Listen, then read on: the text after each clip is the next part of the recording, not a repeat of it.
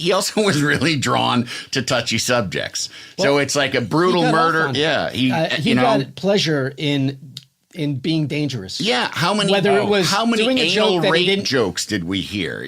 How many, including, I must bring it up, the Swedish German.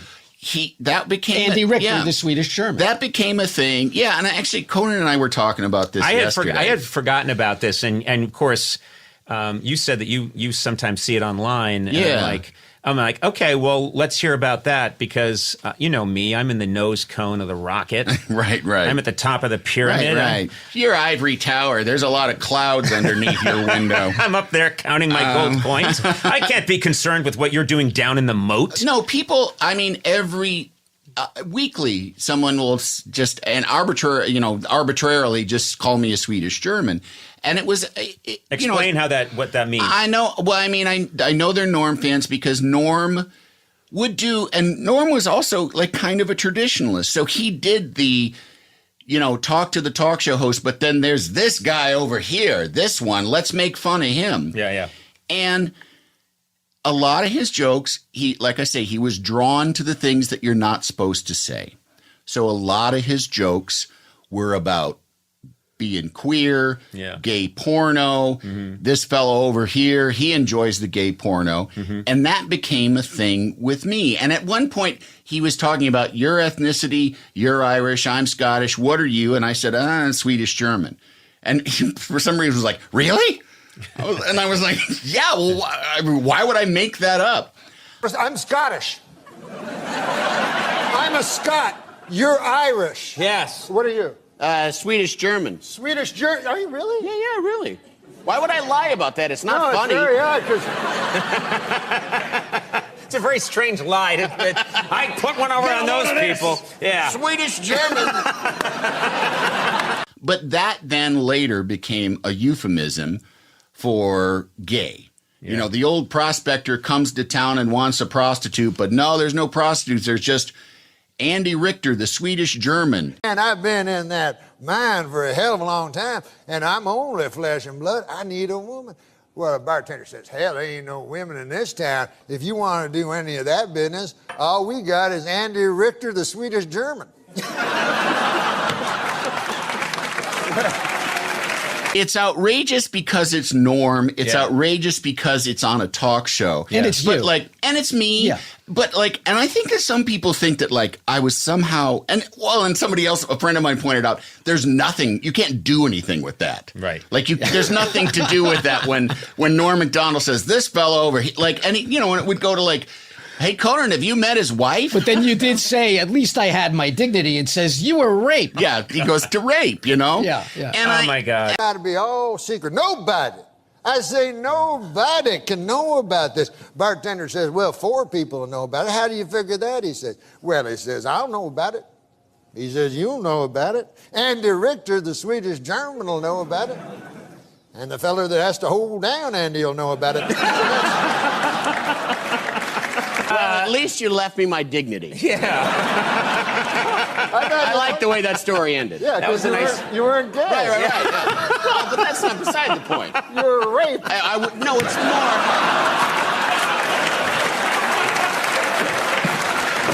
It's more that I wasn't prostituting. And I said, but I never was that crazy about that because I would think, I'm sitting there and we're in a studio and we're laughing about it now. And it is the point of that joke is this fella's a queer. Yeah. And it's a very, very old-fashioned retrograde joke that we just don't do anymore. Right. And some jokes that we don't do anymore, we don't do them anymore because they shouldn't be done. Right. And we shouldn't have been doing them in the first place.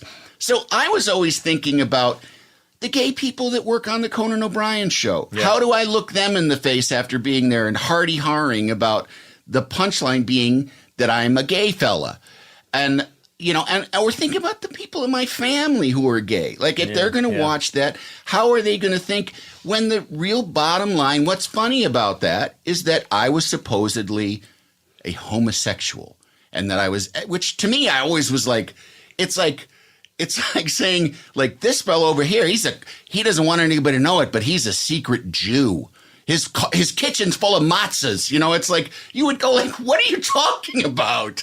You know, what is that? How is that funny? My kitchen's full of I know, matzahs. but you're not a secret. But you know what I mean? It made me uncomfortable, not because I was afraid that people would think I was gay, because if I was gay, everybody would know that I was gay.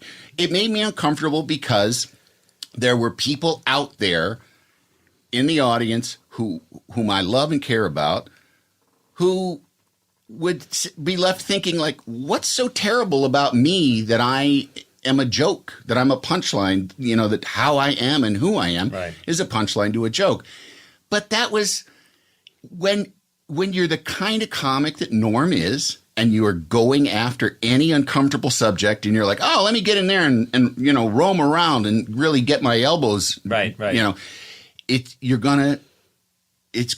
gonna be ugly sometimes. Yeah, and it's gonna be uncomfortable. Yes.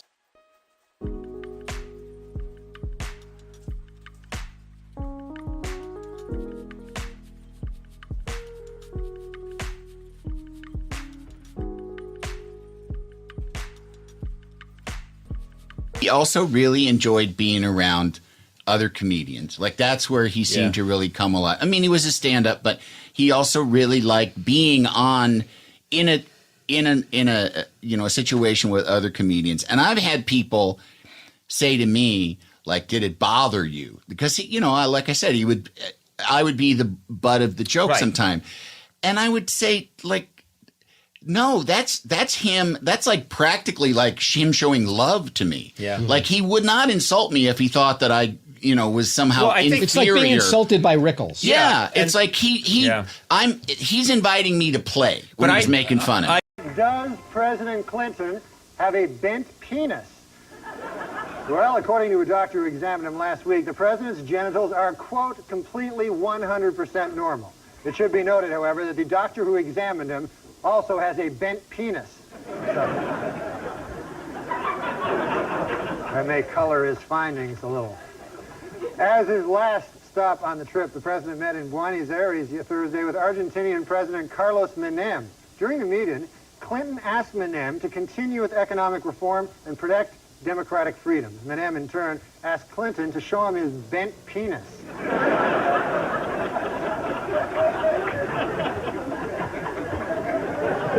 Tomorrow, Chinese President Jiang Zemin begins a week-long visit that could define U.S. relations with China for years to come. President Clinton plans to ask Jiang for several things, including human rights reform, trade expansion, and a Chinese herb said to have the power to straighten a bent penis.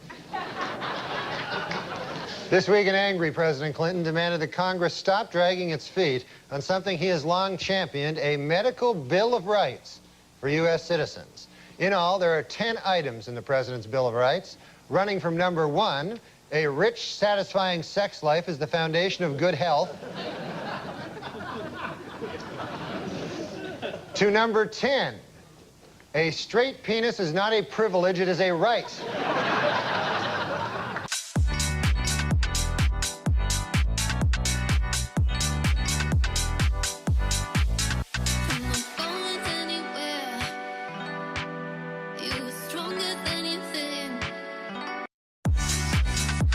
I have to know one thing before you go today. I know there are other questions, but you say that you there were distinguishing characteristics on the president's private parts.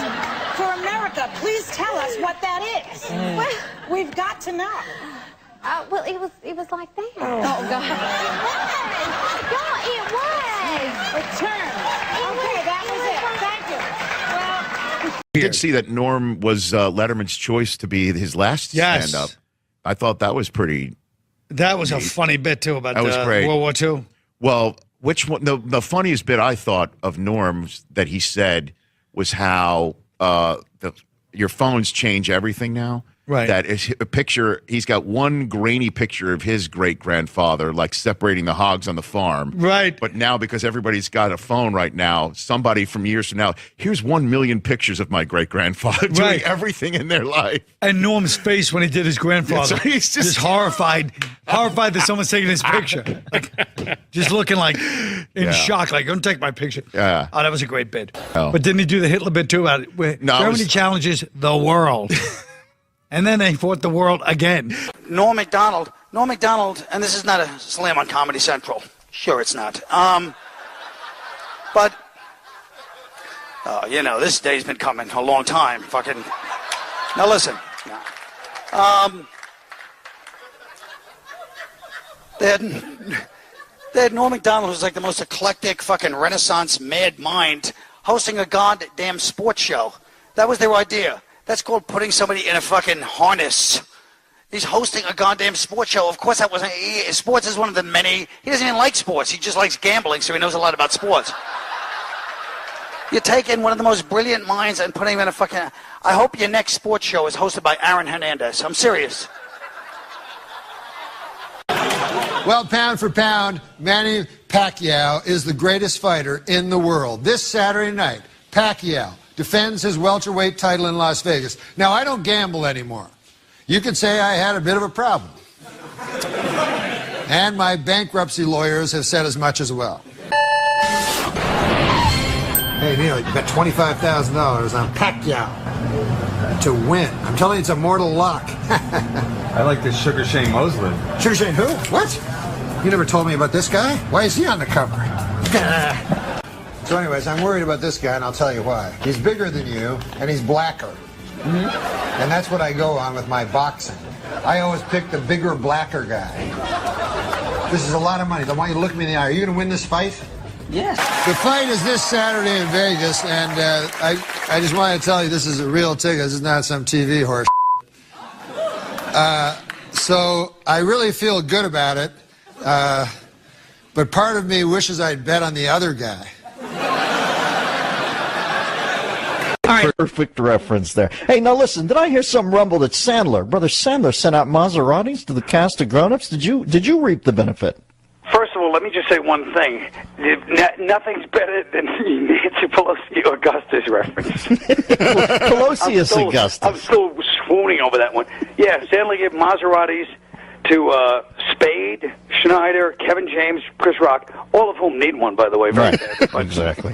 What'd you get? No bitterness, but me and Norm Macdonald, yeah, we're splitting a zip car. And you split a zip car with Norm. It's like having one of those, those Christmas trees the drivers have that smells like North Slope Sensimilla. Yeah, this car. I don't know. They must have been smoking pot in here or something. Norm cancels on us once every 2 weeks, and I almost enjoy it more than him showing up at this point because he always wants me to talk to some ventriloquist puppet that he says is on the phone. A Holocaust tonight. What has happened to Norman? And then when he sees you, he's going to go, how come you never have me on your show? Nope. We tried to get you on. What? Nobody funnier, though. I mean, you got to give it to him. Nobody funnier. That guy, if I'm in a room with him for 10 minutes, they got to put the paddles on me because I flatline. When I worked on his sports show. Oh, yeah, you know him well, yeah. I gave him a ride. Then I was staying at Neil's house. Then they're like 2 blocks away in Santa Monica. So Norm goes, it's Friday night. We have off Saturday. Norm goes, you want to come up? I go, no. I go, because I think he's tricking me. Because if I say yeah, then I'm gay. Yeah. So I go, no, I don't want to come up. So I go up. He eventually talks me into going up. It's awkward. So then I leave. Then when we go back to work, he goes, yeah, then Brennan drops me up. He goes, can I come up? I'm like, what do you want to come up for? He goes, I want to see your apartment. I go, the guy must be queer. Like he goes to the whole thing. He's like the boss. He's my boss, so I have to let him tell the story. You know? I can't interrupt him. So funny. Yeah. No, it's classic. I didn't know that was one of his classic he's great maneuvers. At that kind of stuff. You say you're homophobic. No, he'll do it with anybody. I mean, we went shopping one time when we were doing the movie in Boston, and then the guy's like, he goes, I need to buy jeans. He just walks in, just announces, I need to buy jeans. Like, it's a store full of jeans, but he acts like, it's a fucking, whatever the jean store is. Yeah. And he acts like, I need jeans. And then the guy's like, well, sure. What size do you like? He goes, and so-and-so. And he goes, all right, just go in the back of the booth. What? Go back there and you want me to take my pants off? Look at this guy. And he starts telling all the other customers, this guy just told me to go in the back and take my pants off. I just came in to buy clothes. This guy wants me to go in the back and just take your pants off. I'm in my underwear. Was he was saying that to him was somebody there with him, or was just I was with him. Oh, the whole store's laughing, but it's like, oh my what? God. He just causes a fucking ruckus. That's classic.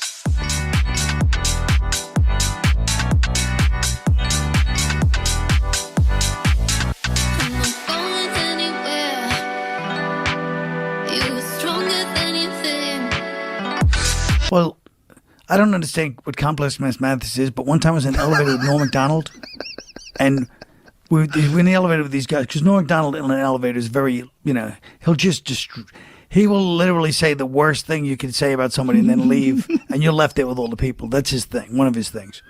But there's two guys who were talking about some complex mathematic thing. This is in the late 90s at 30 Rock. And they're saying this, I didn't even understand what language it was. It was a really deep mathematic thing. And then Norm Macdonald, who had never brought up math or anything like that to me in his life, goes, yeah, and starts speaking to them in this, what sounded like tongues. And they're like, oh, but, and they start speaking the binary, and he goes, and he starts speaking this mathematic talk, and then they leave. And then he goes to me yeah, those guys are nerds or something like that. And I was like, what? How do you know that? How did you know what they were talking about? How did he know? He's like, he's a nerd too. He knows something deep, he knows these things sometimes. He's a very smart guy. Really smart. Yeah. One of those guys that just, he'll just pretend not to know something. And he'll be like, that's and then you're like, what? Anybody walks in the room, he knows what they're talking about, Yeah, he's a guy that really should have had a podcast a long fucking time ago. Right, and I know right. he's doing something now. He sent me a text message the other day that he's starting to do a podcast now. Hey, Joe, I'm doing a podcast. Doing that thing we talked about. He should have done a lot because he had that show on Netflix, but they muzzled him when he went on the Howard Stern show. Right. And he was saying something, and he didn't want to say retarded, so he said, you'd have to have Down syndrome to believe that. Because he thought that'd be a better thing to say. But here's the thing about Norm. I'm still not sure if he thought that would be a better thing to say. Right, you never know. Because he's so smart. He might have been doing it as a double troll. Yeah. No, Norm is capable of the double troll. It's like, I don't want to say retarded. Down syndrome. The double troll, exactly. Yes, he's the master of that stuff. I randomly wound up sitting next to him on planes twice. On two different occasions, just I go, Norm, out of nowhere, and he's sitting next to me. And one time, we're sitting there, we're talking, and we're having a good old time. And then he's talking about, I quit smoking. He's telling me how he quit smoking and finally quit smoking. And he's telling me all these things. And then when he lands, he literally, he can't stop himself, runs into the airport store and buys cigarettes. And he's lighting it as he's leaving. I go, I thought you quit. He goes, I did. But all that talking about smoking makes me want one. And he's like, before he even got out the door, he's lighting the cigarette. He just couldn't stop himself. But he goes, all that talking. He's the one talking about it. All that talking. He always puts it on you. That's what's great about it. But he's like, this guy talks about smoking. He got me back smoking. But it was so crazy because I was like, that's great, Norm. It's so great you quit. And he's like, fuck, I want a cigarette. Yeah. No, he always do I don't drink, I quit drinking. And it was like, oh, really? Did you drink a lot? Yeah. I quit. I finally had to quit, It's hard, but I did it. And they're like, oh. He goes, yeah, because I got fucking wasted last night. And I said, I'm never going to drink again. I was drunk. And people are like, wait, I thought you quit. Yeah, I quit. That's what I'm saying. He's always... Last night? Yeah. It's like an elaborate, Abbott and Costello routine. Yes, exactly. Well, the gambling, too. He fucking loves gambling. Yeah. Loves it. Oh, yeah. Yeah. But that's a thing. A lot of these great comics are, really impulsive. Yeah. It's something about, the ability to say some of the crazy shit that he says. Yeah. You have to have this hot wire. Yeah. It's just you just want to touch it. Ah! Yep. Oh, no, he's one for the books. Yeah. On the subject of SNL, and it's sweet when you took over for Norm, and Gilbert and I haven't said anything. Gilbert, I don't know, have you spoken publicly since Norm passed about him, Gil? I don't know if We haven't said anything on this show, which we would like to do now. You both knew him well, but the bartender speech when you took over, and obviously it was a very awkward period for you. Oh, God. To be stepping into that role and also a friend's job. Yes. Yeah. It was like We lived in the same building, too. You know how you go to your favorite bar and your local bartender isn't there? You ask, where's Jeff? Jeff no longer works here. I'm Steve. And you're thinking, hey, who's this idiot? I like Jeff. But you still want your drink? And even though Steve doesn't mix your drink the same way you're used to, like Jeff, you still like the bar. You don't have to go to a different bar. And even Steve might feel kind of bad because Jeff trained him. Did he ever say anything to you about that? Did he ever give you a blessing? He was so he was so classy in not saying anything. Yeah. You know what I mean? Yeah. So that's all. You have that great I'm Steve, what can I get you? Yeah. The bartender piece. Well, I'm Steve. What can I get you?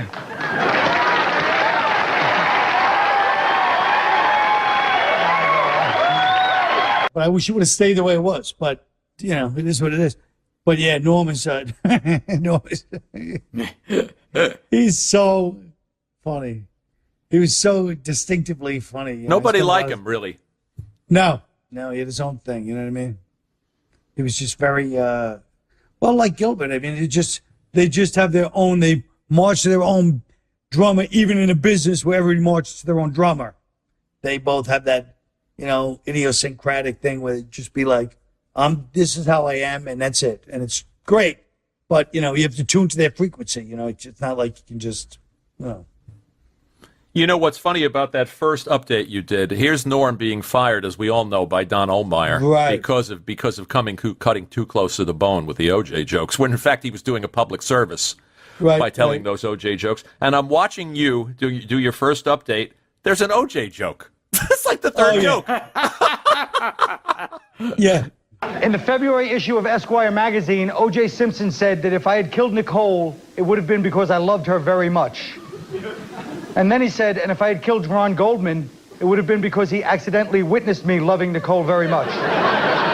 Somebody should buy this guy a John Gray book, all right? You shook his hand once? OJ? Getting out of a car? Well, he was getting out of a limo? He was getting out of a limo middle of the afternoon, and I have no psychic energy. I've never had those kinds of things, you know. But for whatever reason, this was in an afternoon. He's getting out of a limo with a girl. It's spring break. It's packed with people. It's Florida. And they're like, hey, do you want to meet OJ? I go, yeah, OJ, he's greatest running back of all time. You know, great, charming movie star. I shake his hand. He shakes my hand. And he's not even looking at me. He's looking past me. And he shakes my hand. And I felt like a jolt of, like, evil. I swear to God. It's like the Dead Zone. That's what it was like. That's what it was like. And I was like, I go, that was weird, OJ. I love OJ. Well, that was weird energy, you know. Wow. So you picked up on something. I feel like I did, you know. It's, of course, in retrospect. But I remember telling people at the time, so. I was also fond of, going back to your SNL bits, Colin Quinn Explains the New York Times. Yeah, that was a good one. And the St. Pat's editorial and Joe Blow. You look like you were having fun, and the best stuff is you and Norm together. That's right. That's right. There's obviously an affection that comes across on the screen. Yes, yeah. And that was the early days of it. It was great. I'm sorry we never managed to get him here. We tried, and for whatever reason, he was as elusive as you. He's more elusive. He's like, he was. I love to do it. I'd love to. You're like, oh, good. How about next week? Yes. What day? And you're like, okay. Yeah. He's like, all right, call him and we'll set it up. Next week is perfect because I'm doing this. And you're like, hey, I'll say Norm. Years later, what happened? What? I thought I was going to come on your show. What happened? It's like, oh, Jesus, Norm. Well, like you say, march to his own drum. Yeah. Today there was a story about, like, you know, Dave Chappelle released a special on Netflix today. Oh, he did today? And, Yeah. And there's a joke in there where he says that it was okay what Kevin Spacey did to Anthony Rapp because Anthony Rapp grew up to be gay anyway. And he went on to say it's actually not okay, but he's taking some heat for it. Do you think it's right or wrong or for him to say something like that? Do you think it's okay to say? Or what do you think? I think Chappelle's the greatest comedian. If women are actually equal to men, then there would be no WNBA, would there? You would just be good enough to play in the NBA with us. Or, here's another idea that's going to be very controversial. You could shut the fuck up.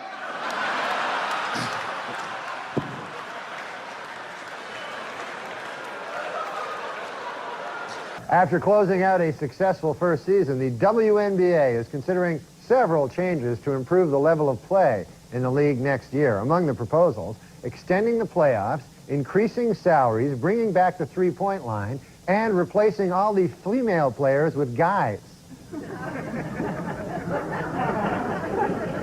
The WNBA officials expanded to 10 teams this week, adding franchises in Detroit and Washington, D.C. But before you get too excited about the new additions to the league, remember, all of the players are still women. They stink at basketball, that's the problem. Other than that, it'd be a good, good game, but they're all horrible, so it makes for a kind of a boring game. The next time I watch a WNBA game will be the first time I watch a WNBA game.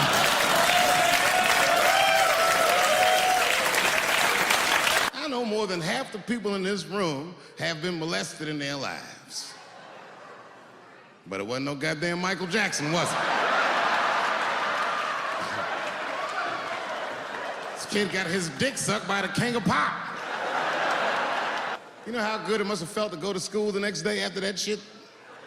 Hey, Billy, how was the weekend? How was my weekend? Michael Jackson sucked my dick.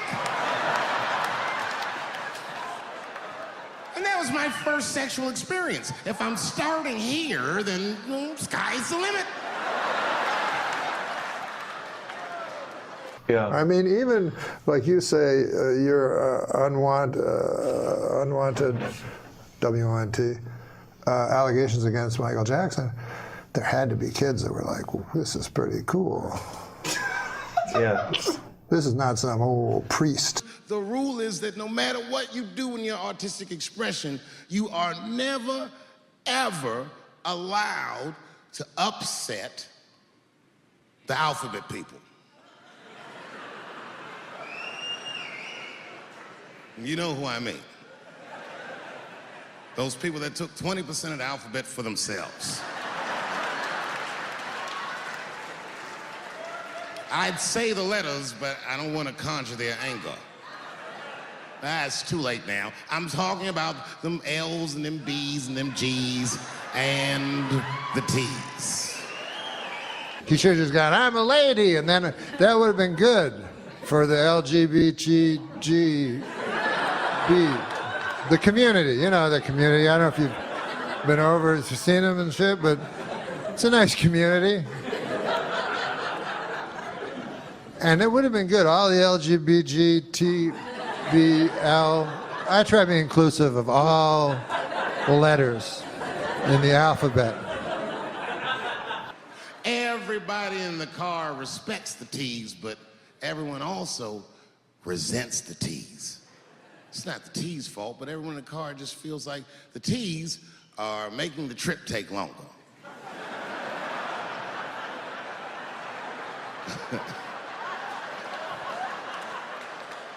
I'm saying, do you think any of them go, I wonder if those, do you ever think at the meetings they go,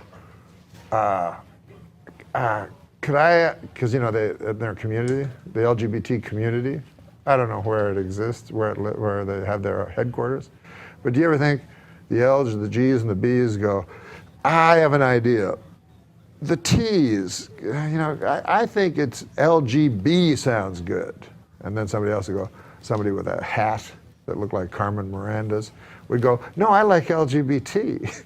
And then the other person, you're gonna get a lot of trouble for this segment. I'm not. What? I'm not. I love everybody. You know what I mean? Without love, what do we got? I don't care if a guy's a guy, a girl, a guy, girl, I couldn't care less. I love them all. What do you make of... I'll have sex with any of them. So you're the B? Huh? You're the B? No, I'm a person that is so tolerant that I would have sex with an L, a G, a B, or a T. Isn't that nice? But I would not have sex with a straight person.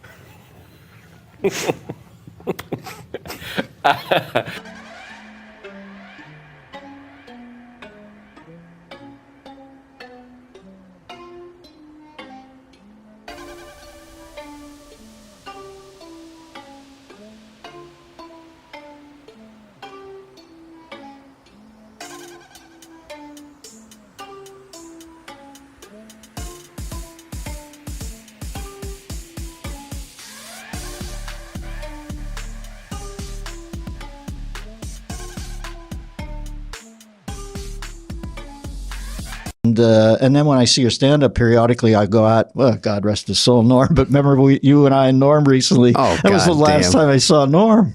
That for sure. Yeah, I mean, maybe me too, because he wouldn't during Corona, he didn't say what was going on. So he just say, I can meet in a week. And I go, all right, we'll go to this restaurant. Outside? I go, no. I mean, you can come to my house. There. But we did this fucking gig, me and Dennis in Oklahoma. You guys played that big giant casino in Oklahoma? Yeah, right up an hour south of TriStar. Yeah. I think it's Do we TriStar. take a plane or something? Yeah, all of us we together? just laughed. So can you imagine us three idiots? Oh, yeah, you guys took, Norm, I remember you guys talking about this. Listen, I had a headache, Dennis, so my neck was all fucked up as per usual. So we're driving over there, and Norm goes, do you want anything? And he's clutching like a falcon. He's got like some prescription bottle. I go, oh, I think I'm all right. And he goes, do you want fentanyl? I go, fentanyl? And That's very Norm. I go, isn't that the one everyone ODs on? He goes, yeah, but you just dose. You don't overdose. I go, oh, okay. I mean, that kind of makes sense. Was he kidding, or I don't was know. it real? That's that you can't tell with Norm was like Andy Kaufman if he could have written jokes. It wasn't all. Unless I loved Andy, but it was theater pieces. Norm was like that. Yeah, but he had such weirdo an with agile. jokes. Yeah. The first time I heard about Norm was I was doing HBO. No, I had a talk show that was syndicated. Oh yeah, and somebody said that there was a new kid from Canada, and they had glimpsed him at the Improv. And I said, well, he said, his name's Norm Macdonald. I think it was Eddie Feldman told me this. And I said, well, tell me, what's he like? And he said, I just remember one joke. Remember he used to do that great joke about, I feel sorry for the homeless guy, but I really feel sorry for the homeless guy's dog, because the dog's thinking, this is the longest fucking walk. I mean, do we go in anywhere? Because I could do this on my own. I laughed so hard at that joke. Yeah. I'm trying to be a better person now. You ever try to do that? I give a guy some money out there, a homeless guy in the street, and this is a kind of odd thing. He had a dog with him. You ever see this? He's a homeless guy, but he's got a dog. That kind of odd there. Guy got no home, but he's got a dog. And the dog's really thrilled with this idea, Dog's going, hey, pal, I can do this by myself pretty well here, Like the longest walk in the world you got me on here. What the hell? What the hell kind of a thing? What the deuce? That's one of his best ones. I say, well, see if he wants a gig if he's new in town. So they call Norm, and you know how they always say, put together a packet. And this made me laugh. This is the midwife joke that makes me laugh. Eddie says, Norm says he won't do packets. And that word sounds so, it funny. Sounds grim, like you're a taskmaster when you say, I want a packet of jokes. He said, but I'll send one joke and you can make a determination. So he said, remember the joke he did about Dahmer, where he essentially reads the UPI wire copy of the Jeffrey Dahmer trial, and it's so grim. I mean, it could not be grimmer. It's like Hieronymus Bosch sort of, and he disemboweled the young boy and ate the entrails, all that stuff. And it gets to the end of the joke, and Norm says, in his defense, Dahmer said he started it. It's such a Norm. Hired him on the spot. Hired him on the spot. Yeah.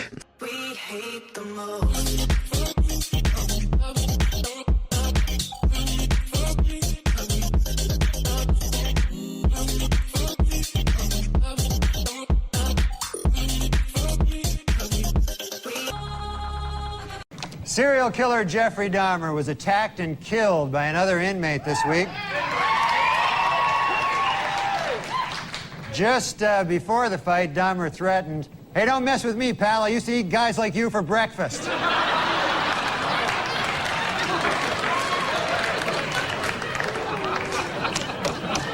Everybody lies, right? You gotta lie there, but you ever lie for no reason? That's a bad lie there.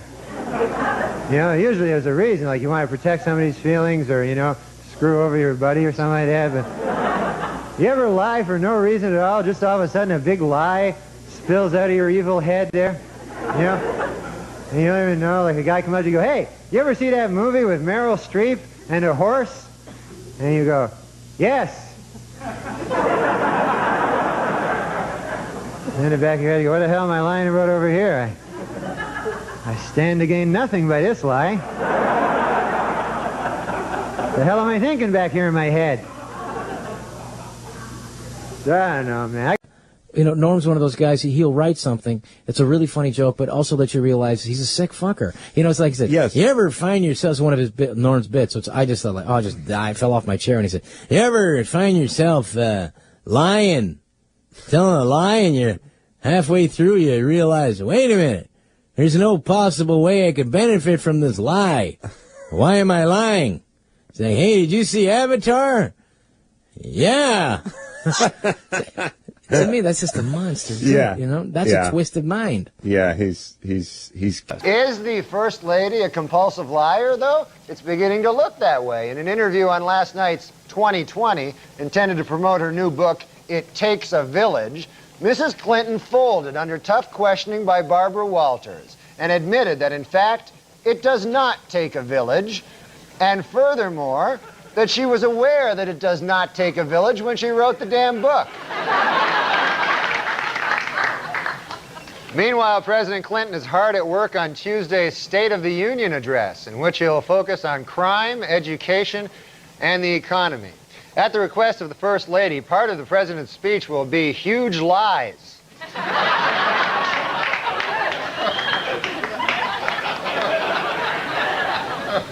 More questions about Hillary Rodham Clinton's truthfulness. In an interview this week, the First Lady claimed that she won the women's 100-meter dash at the 1956 Olympics, and that she had an IQ of, quote, over 700.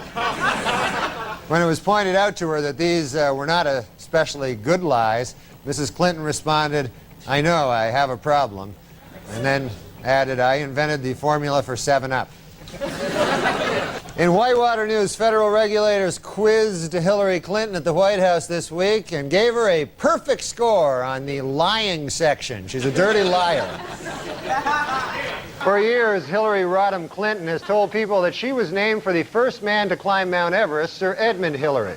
But as Esquire magazine recently pointed out, Sir Edmund did not climb Mount Everest until 1953, 6 years after Hillary was born.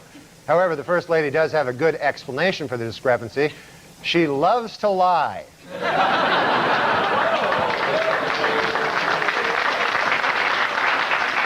A former Arkansas banker told the Senate Whitewater Committee this week that he gave Bill Clinton a $20,000 loan as a favor, even though it was, quote, unacceptable banking practice. In response, President Clinton stated that he has no recollection of such a loan, while First Lady Hillary Clinton said, we've never even been to Arkansas. Our top story tonight comes from the O.J. Simpson civil trial, where this week it was revealed that in his first interview with police, Simpson had refused to take a lie detector test. His reason? It detects lies.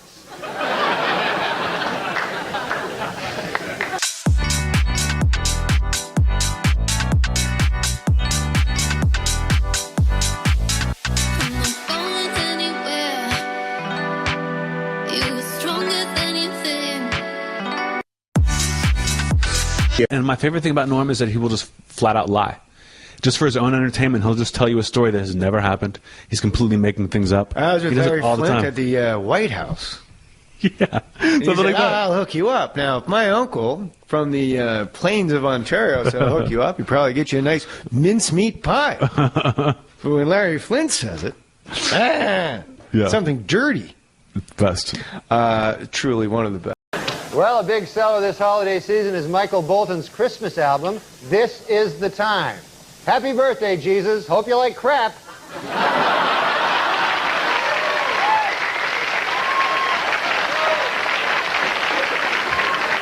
Norm, I think, has one of the best lines that probably I only appreciate on network TV history when he was hosting SNL, and he was talking about the new Michael Bolton Christmas album. Do you remember the line, Norm?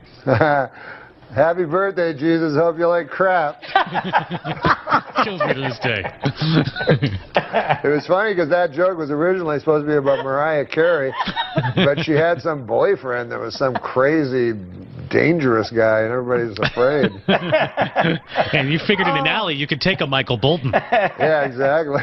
Although I think Bolton kind of made amends a little bit by appearing in that recent SNL skit. Hysterical. He's hysterical. That was hilarious. Yeah, that was hilarious. That was good. And he has a great voice. He does. I didn't know. And the song was kind of catchy. The SNL song was pretty good. Yeah. In stock market news this week, April's 3 biggest losers were Cantab Pharmaceuticals, Champion Enterprises, and Crapco, which manufactures crap. And also crap-related items. Most recently, Mariah Carey's Christmas album.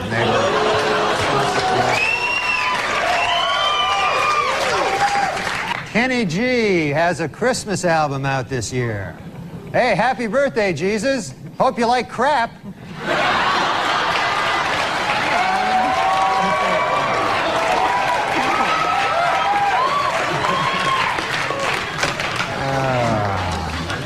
Well, I don't know. Playing in a music store in New York this week, Kenny G set a world record by holding a saxophone note for 45 minutes. While he did warn spectators that it would be quite boring, it should be noted that it is every bit as boring to hear Kenny G play different saxophone notes for 45 minutes.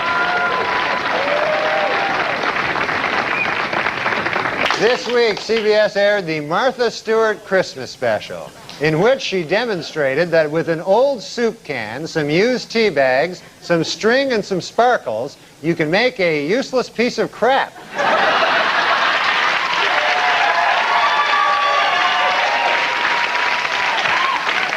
Martha Stewart is here, and she wanted me to tell you, don't let the busboys clear your table off tonight, because a little later Martha will come up here, and she's going to show us how to take those old discarded fish bones and make a beautiful birdhouse. So...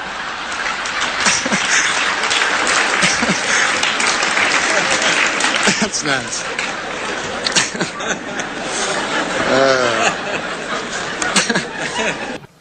The New York Public Interest Research Group has unveiled its 10th annual list of dangerous toys for the upcoming Christmas season. Topping the list this year, baby's first circular saw.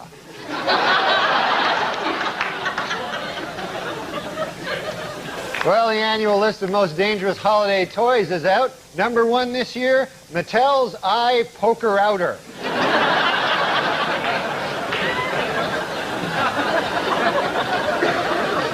Well, the U.S. Safety Commission has issued a list of unsafe Christmas toys. Topping the list this year, Mattel's gasoline-powered Sharp Thing. And finally, the #1 selling doll this Christmas is Tickle Me Elmo. And the least popular selling doll, you guessed it, Tickle Me Frank Stallone.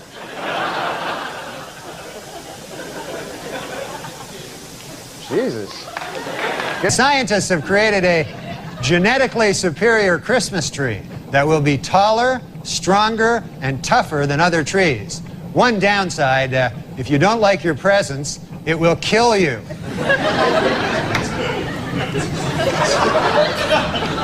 It's a hell of a downside there. And finally, this Christmas, Santa Claus will be starting a new look at up-to-date shopping malls around the country. They will now feature black Santas, Asian Santas, Hispanic Santas, and even Middle Eastern Santas. It is all part of a program to make little children cry. And finally, next week, Christians everywhere will be celebrating Christmas, or as people born on December the 25th call it, screwed out of a present day.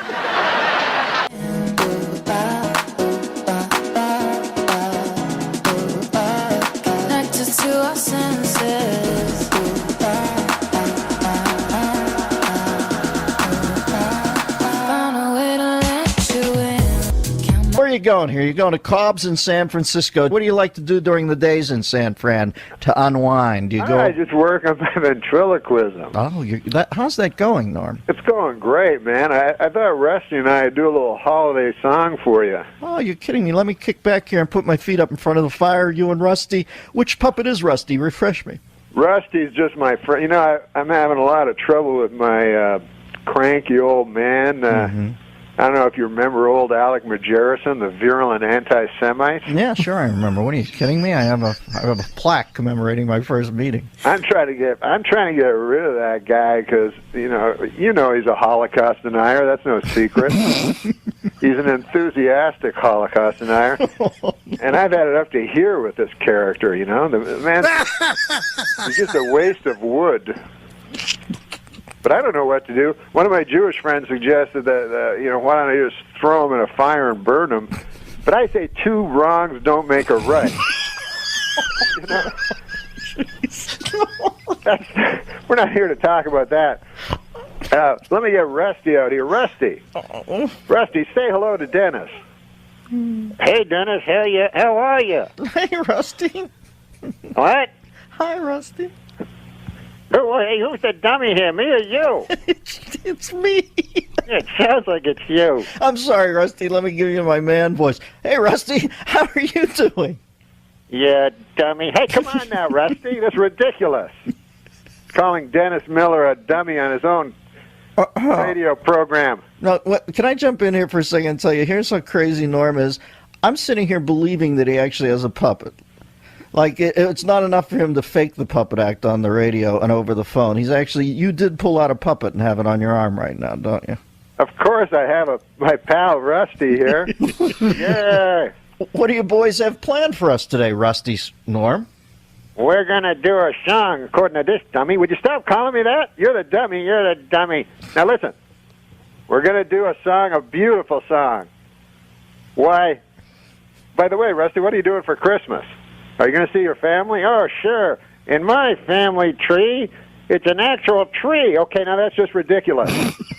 You're actually overlapping dialogue here, Norm. You're not even putting a second between you and the puppet's voice. Now, Rusty, are you ready to sing that song with me?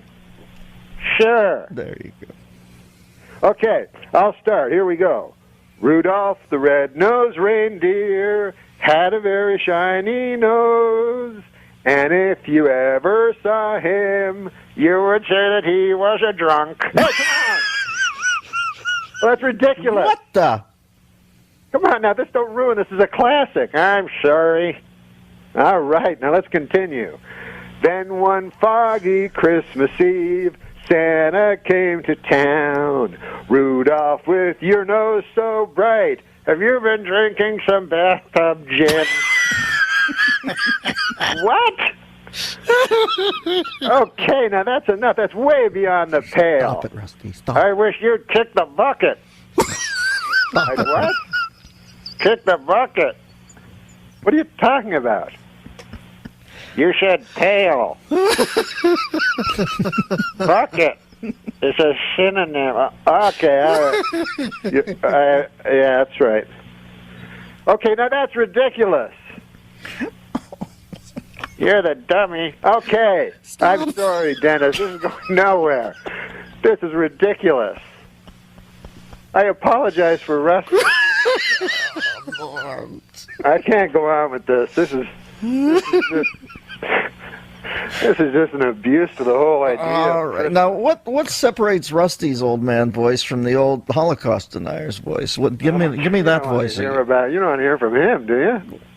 Well, I know Rusty's just wetted the palate for a little more puppetry. I swore I'd never use this guy. It's like the Stones doing "Sympathy for the Devil" after Altamont. There we never go. thought Alec, I'd see you play it. Alec, how are you? Mm-hmm. I'm okay, I guess. Yeah, I suppose. What do you think of this Christmas? What do I think of it? I'm not going to celebrate no holiday where a bunch of bearded New Yorkers killed our Savior. Hey, come on now. You're going back in the case. I'm sorry, Dennis. Oh, no. You didn't quite have control of the posse today, but I realize the holidays are amongst us and that they're a little petulant this time of year. I can never keep these guys under control. Norm, you are an absolute wild man. Roseanne, this is what Kevin Nealon told us. Tell him that story out of me again. He doesn't have his own anecdotes. No. All my 90% of my anecdotes come from Kevin Nealon, but he told this real doozy about. I should talk to him. Yeah, you should. So I can have some fun. He said during Roseanne's Roseanne talk had a show. talk show. Yeah. Remember that? Oh yes, yes. So one time, the guest was Joe Pantoliano, and she didn't know who he was. You fucked it up! God damn it, oh motherfucker! See? I'm a guest on there, and now it's time to introduce the next guest. And she says, "Okay, this next guy coming out, he's a great actor. He was in Risky Business. He was done all kinds of stuff. I just love him. Ladies and gentlemen, Joe Pantoliano." And he comes out, and as he's walking across the stage toward the desk, she goes, "Oh, I know who he is. I know him." You don't even have your own stories. You take other people's stories and fuck them up. Very good. I'll tell you the story, but it's fucked up. But she's like Joe Pantoliano. She goes, "This next guy's Joe Pantoliano. He's great. He was in Risky Business, and you all know. Come on out, Joe Pantoliano." And as Joe Pantoliano was walking out, Roseanne said, "I know that guy." Now, see, you already fucked it up. Yeah. So now when he told it the right way, that's my role. It didn't work.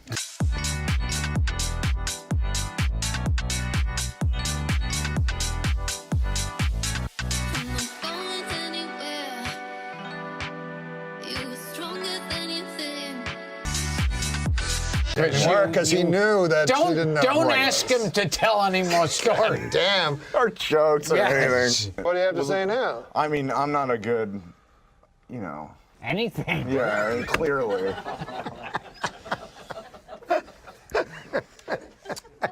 I mean,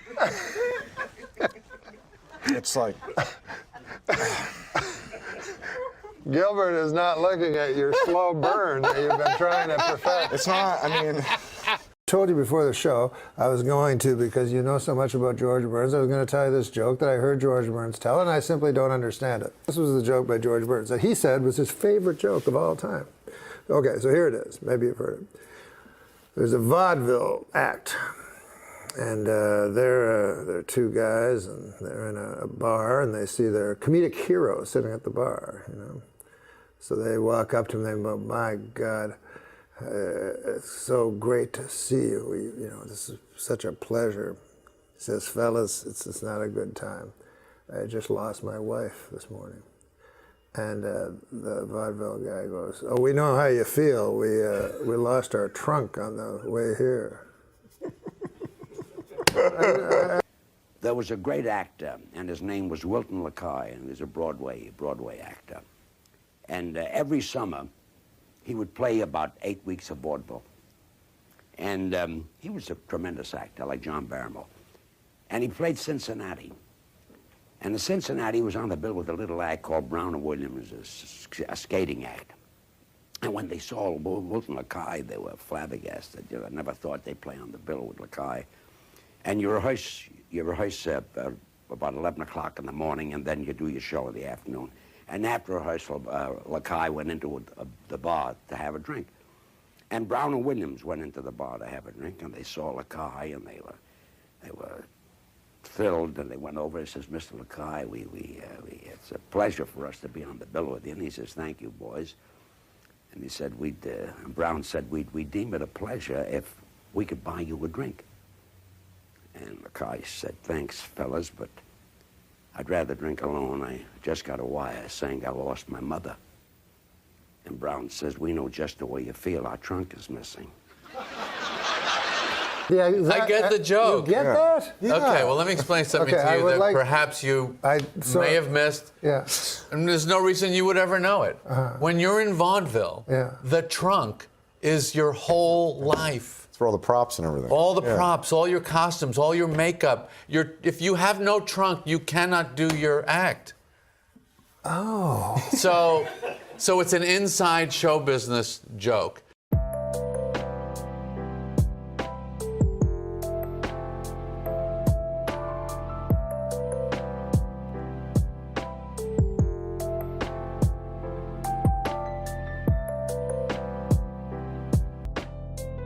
this is the greatest Jew joke I've ever heard that I love. You're not going to get it. Okay. Okay? Yeah. But that's the joke, is that you won't get it. He's Jewish. Are you Jewish? Yeah. Okay, then you'll get it. Oh, okay. Okay. Half Jewish. No, I'm full. Full Jewish. Full Jewish. All right. Then, but you're young, so you might not get it. Maybe. Okay, so here's the joke. Holocaust denier. Awesome. I'm not going to hold that against you. I'm surprised this guy's still on the air. He's a Holocaust denier. Oh, well, I'll have another one for you tonight. As soon as we leave here. Here's the joke. Now, the setup of the joke is it's a Jew joke. Okay. Two Gentile businessmen meet on the street. One of them says, "How's business?" The other one says, "Great." See, he gets it.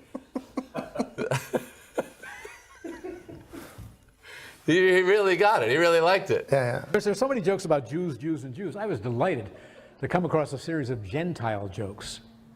I don't know if they've made their way around here. Gentile jokes? Two Gentile men meet on the street. One says to the other, "Understand you have your own business. How are things going?" The other says, "Terrific, thank you." So the joke is about who doesn't get it. Go back to the trunk joke. That's part of what makes the joke funny. He's Jewish, he gets it. Yeah. You're not, you don't. But I don't believe he got it. Oh, yeah, he got it. He got it. Can we find out? Yeah. Yeah. Tell Norm why that's funny. Because it's two Jews and how's business? Great. Well, that's what he said. No, it's two Gentile businessmen. Oh, yeah, I don't That's what's funny about it. Yeah. I knew he didn't get it. I can spot fake laughs. It's two Jews, that is never going to be the answer. Because they're going to be. No matter how business is, they're all going to complain. It's going to be fucking 20-minute reasons. Okay, you just fucking saying it 2 seconds after he says it. Yeah. Isn't that interesting? Yeah. And here do you like the joke? Yes, though? I do like it. It's a funny joke. How much do you make doing this? Zero. Don't make it funny. Come on, you got to get something. Don't make it funny. I think these fellas do over here. Yes. No comedian shows up anywhere for nothing. Gentile.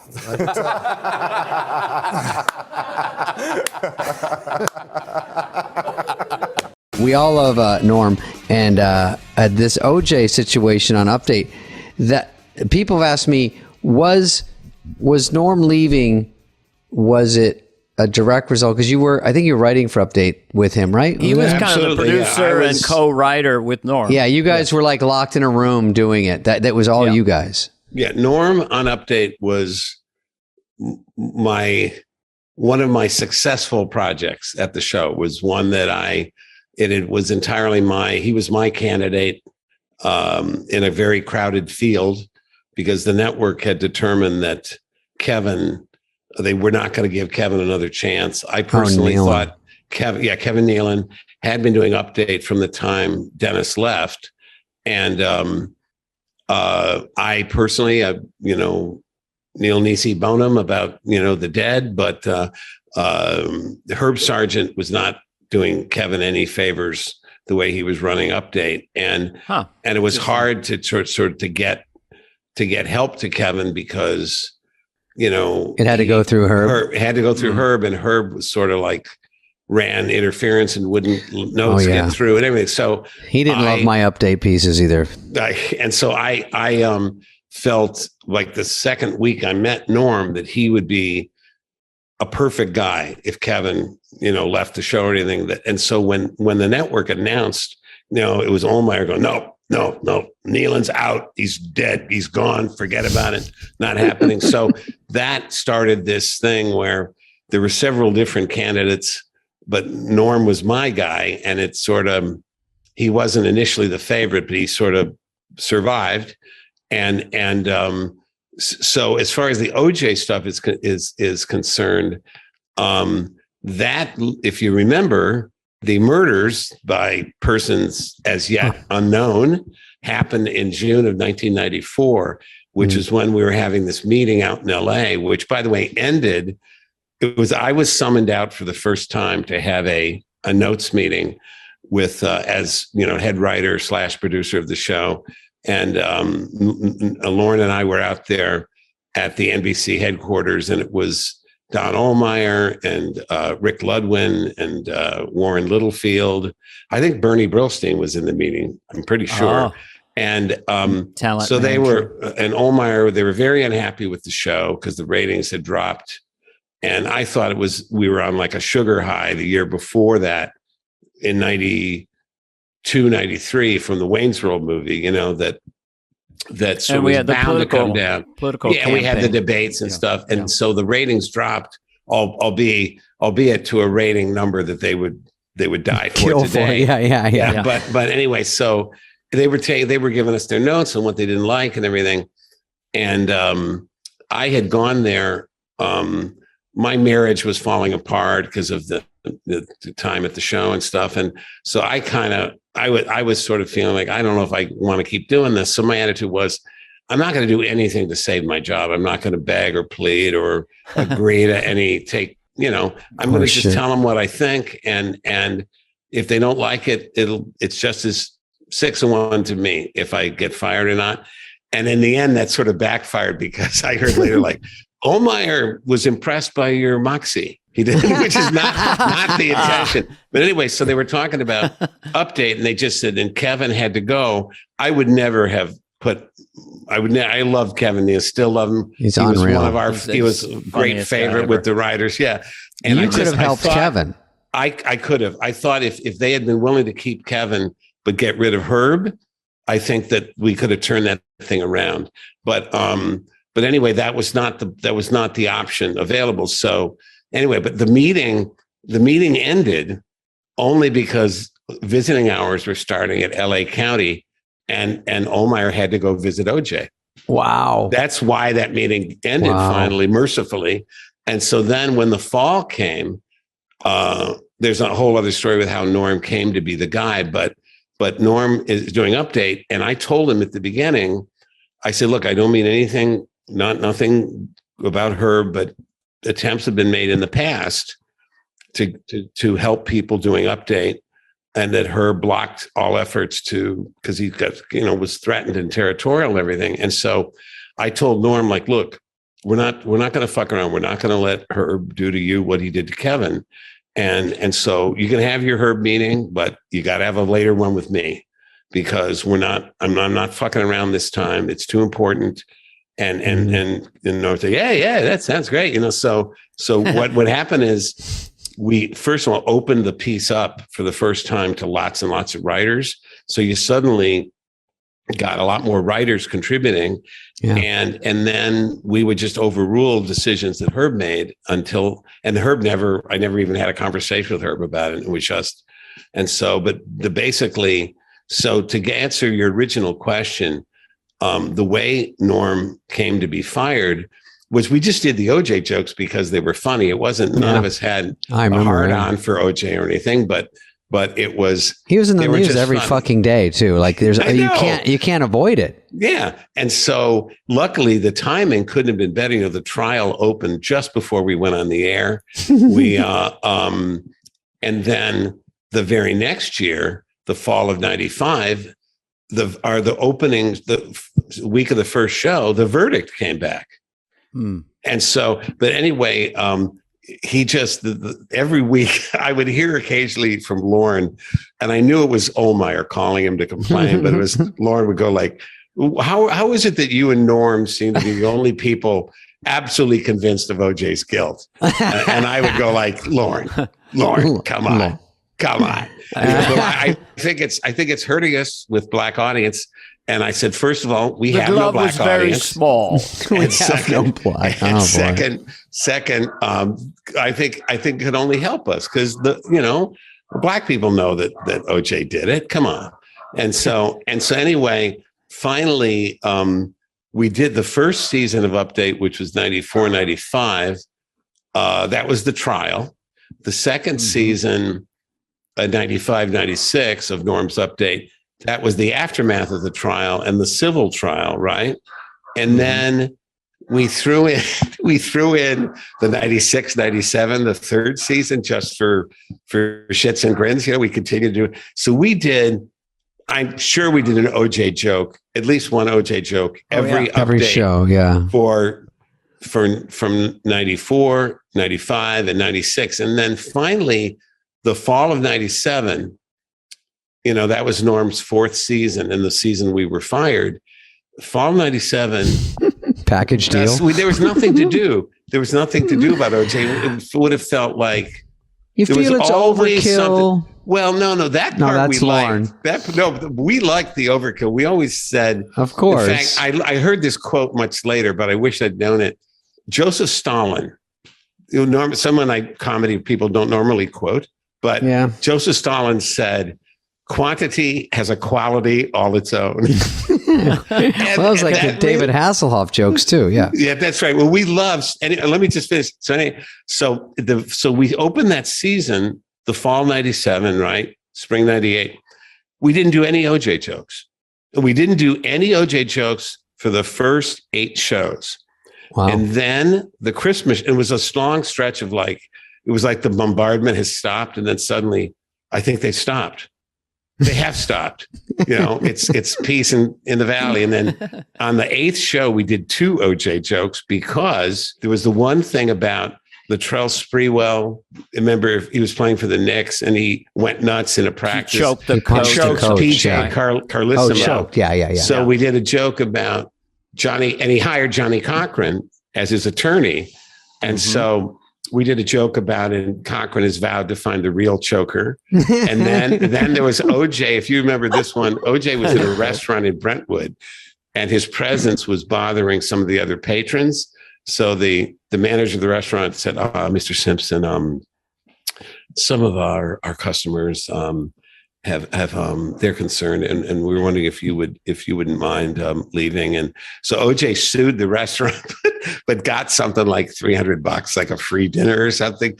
So we did. Our joke was, in addition, the restaurant must now set up individual or separate murderer and non-murderer sections. I know. And so. Well, this week, after a Los Angeles restaurant refused to seat him, O.J. Simpson demanded and got $500 in compensation. In addition, the restaurant must now offer separate murderer and non-murderer sections.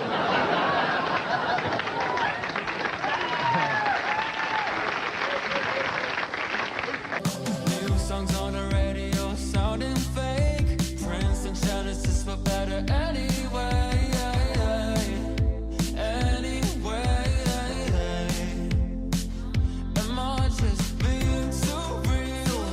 OJ. So anyway, so we did that. That was the Saturday show. A couple of days later, I'm in New Canaan visiting my little son. And the first thing I see is the sound was off on the TV and he's sitting in his high chair. And he was like, 2 years old, I guess. And so he looks up at the thing and there's Chris Farley. But with the sound off, he didn't know exactly what it was. He starts laughing hysterically just at the sight of Chris Farley. And then the phone rings, and it's Mike Shoemaker from the show, who's a producer at the show. And he says, a couple of things. Chris Farley's dead, and you and Norm were fired.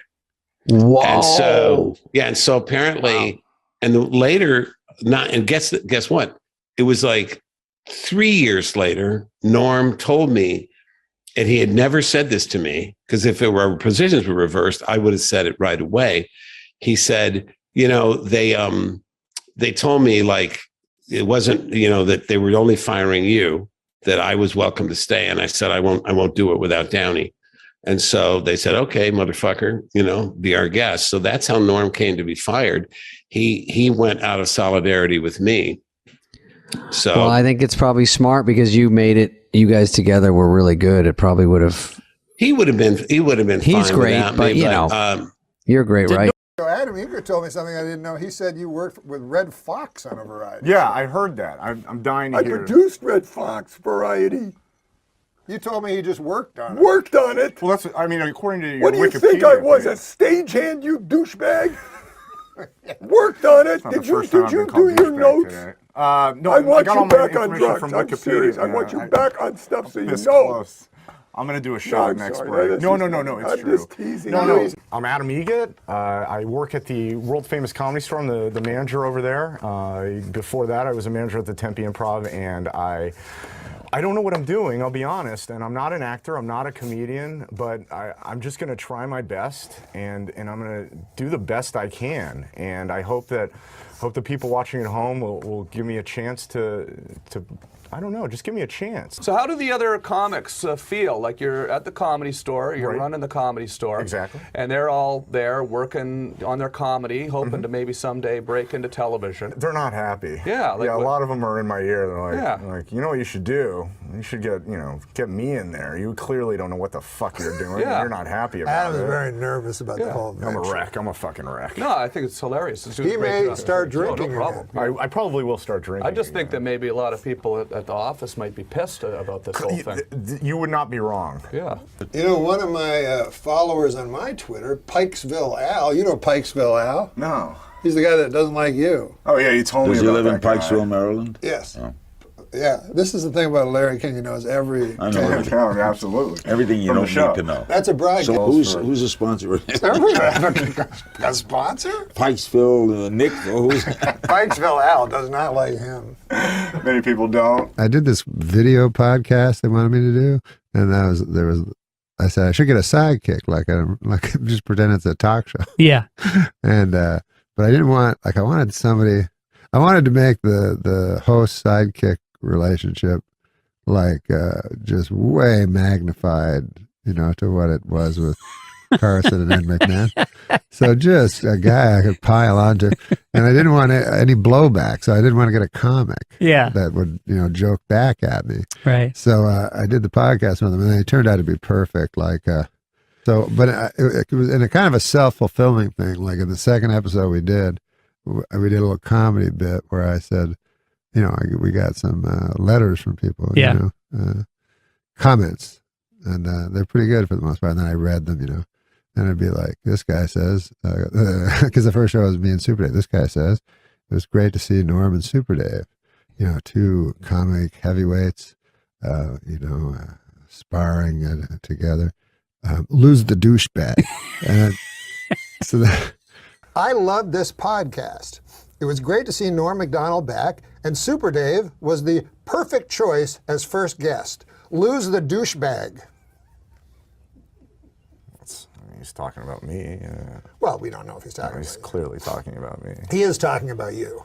This is just one person's opinion, but I have hundreds of other people. All right, yeah, you're right. It's one guy, he's entitled to his opinion, and that's fine, whatever. And mostly they like the show. Well, good. Well, let's hear another one then. All right. Let's hear another one.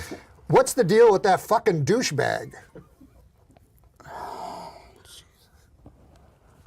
Well, that was about you. Second one was I love the show, everybody was great, but lose cunt face. I did this as a favor to Norm. I'm not an actor and I'm not a comedian. This guy says your face looks like a cunt. I can't even change that. It's not the first time I've heard that, but I mean. And so, anyways, it became self-fulfilling, and then everybody started actually doing it. And so I kind of felt sorry for Adam. He's like, every week I read these messages, and they're just all, now my nickname is Cunt Face, like on the message boards. And he's just this sweet guy. He's like the most sincere guy in the world. No, yeah, he's very, very earnest and sweet. Thoroughly enjoyed it from top to bottom. Great. Blinky91 says. A sparkling exchange between veteran funny man Norm Macdonald and comedy legend Super Dave Osborne. One minor problem. The set. Oh. It's just too distracting. Why are there so many clocks? We're not tuning in to see what time it is in Hong Kong. We're tuning in to listen to comedians doing comedy. Plus some douchebag, I don't know who he was, but I like to punch him right in the fucking face.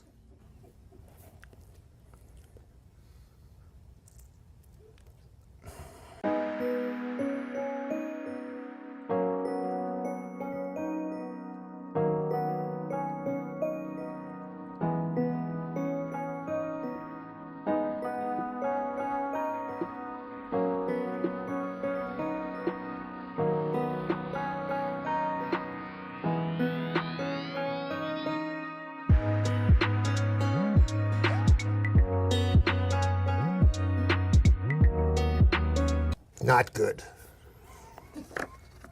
Okay. Let me see here. Ooh. What is it? Huh? Is it a good? Is it a good one? It's or? not good at all. I found one. Oh, good. Yes. Okay. This is a positive one. Thoroughly enjoyed it from top to bottom. Great. Blinky91 says. A sparkling exchange between veteran funny man Norm Macdonald and comedy legend Super Dave Osborne. One minor problem. The set. Oh. It's just too distracting. Why are there so many clocks? We're not tuning in to see what time it is in Hong Kong. We're tuning in to listen to comedians doing comedy. Plus some douchebag, I don't know who he was, but I'd like to punch him right in the fucking face.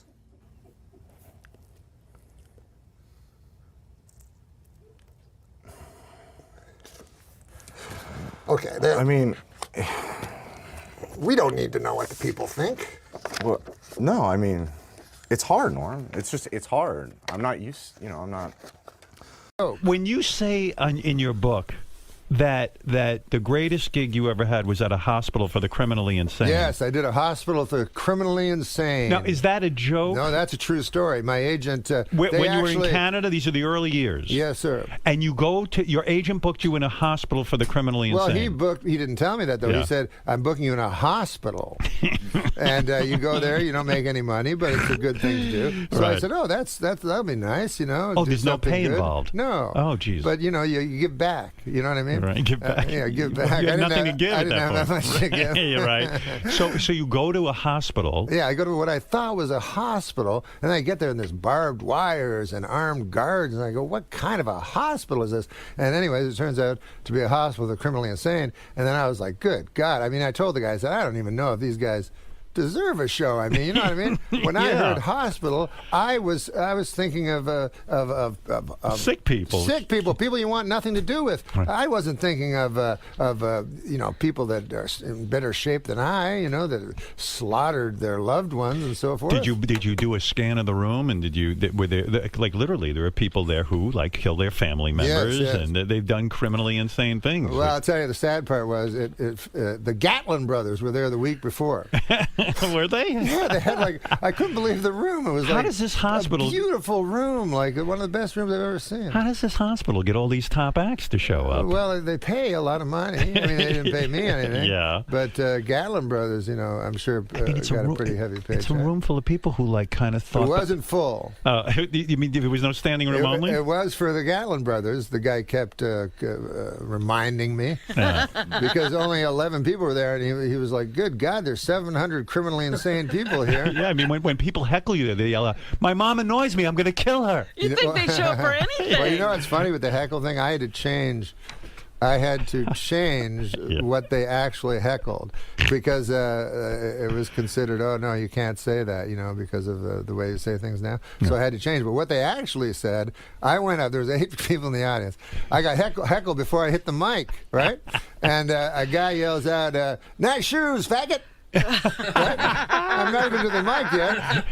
And then I hear another guy who goes, Jerome's right, there's some faggot-ass shoes.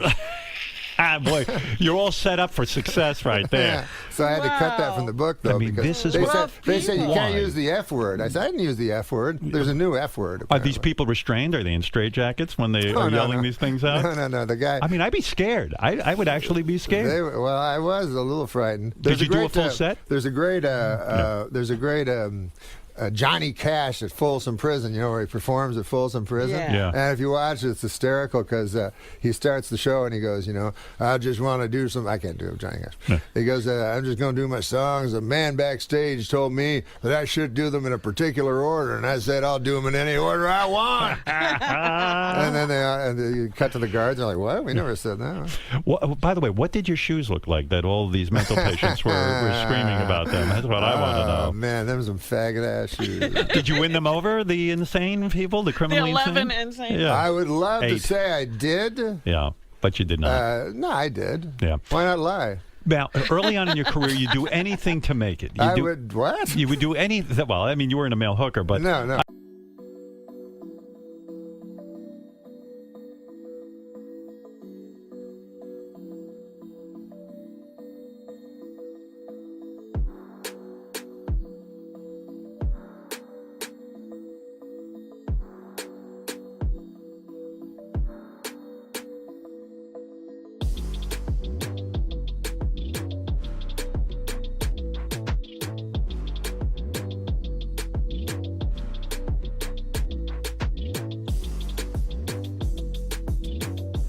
I did do a hospital. It was supposed to be a regular hospital.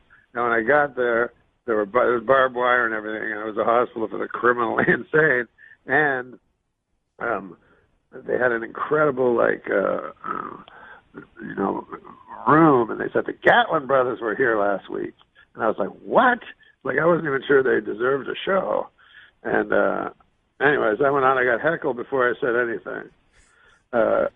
As I was walking towards the stage, a guy yells out, nice shoes. Now, these guys are not politically correct. No, right. These are criminally insane people, you have to understand. Right.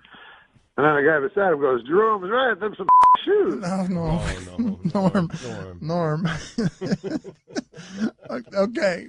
I don't. Well, now what do we do? Every dumb button at ESPN was just okay. Look at you guys with your. Is he still there? Or did we lose him? Once we dump him twice, do we lose him, or do we still have him there? Give me a second. Okay. Have a talk with Norm. All right. Well, all right. We'll come back and do celebrity prognostication with. Like I saw a one-woman show once by a woman. Mm-hmm. And, just one? Yeah, only one. And she was like, well, my mother had breast cancer, and now I have breast cancer. And I'm like, well, it's everybody. Like, they think it's so special when everyone gets cancer and dies. Like, that's what great. What if we just ended the podcast? But it's almost like the height of narcissism to think that you're going to you're going to be so brave as to talk about it in person, right? Whereas all you're doing is just garnering sympathy for yourself. Well, I guess that's true. How is that brave? It seems cowardly to me. It seems much braver to me. Like, I remember Richard Farnsworth was an old character actor, and he did a David Lynch movie called The Straight Story, and riddled with cancer, his last movie, and very frail. And it's this fantastic movie if you ever get a chance to see it. It's not a style, because I'm not really that big a fan of what's his name? David Lynch? Yeah. I'm not a fan of I don't understand weird stuff. I'm like, huh, what? But this one is a straight ahead story. You think. I call it like a hard G. It's G rated. Okay. It's hard G. I call it hard G. Because the second time I watched it, I'm like, whoa, I understand it all of a sudden. Well, you got to see this movie. Okay. And if you watch it closely, there's like hellish things going on underneath the surface of what looks like a quaint story. It's based on a guy who, in actual real life, drove his riding lawnmower across the state to visit his brother who was dying. So anyways, the point of it is that Richard Farnsworth was nominated for an Academy Award for the movie. And if he had said he was filled with cancer, he would have won for sure. Sure. But instead, he didn't say it. And in fact, no one knew it. His family didn't know it. He kept it from everyone. And then he was a stuntman before he was an actor.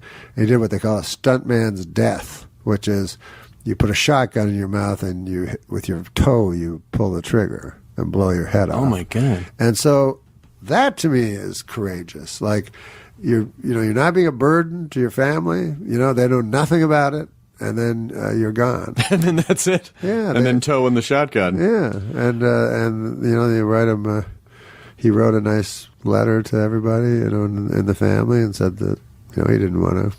The reason he did it is he didn't want to cause people distress. So I thought, wow, how incredible! Like how many to just people go through it do alone. that? Yeah. So you don't think to go through it alone? You don't think you would write confessional? Like, do you?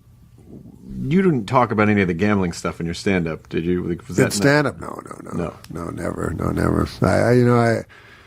I never talked about me, really. I talked about universal me. You know what I mean? Right. That I was afraid of death, or that that kind of thing, which is this was something that everybody is afraid of, you know, and so things like that. That it was me, but it was everybody. Sure, I wasn't pretending that it was a specific ailment that I had, and if I had a specific ailment, and possibly I do, you don't know. I don't know. But I would not talk about it. I would not.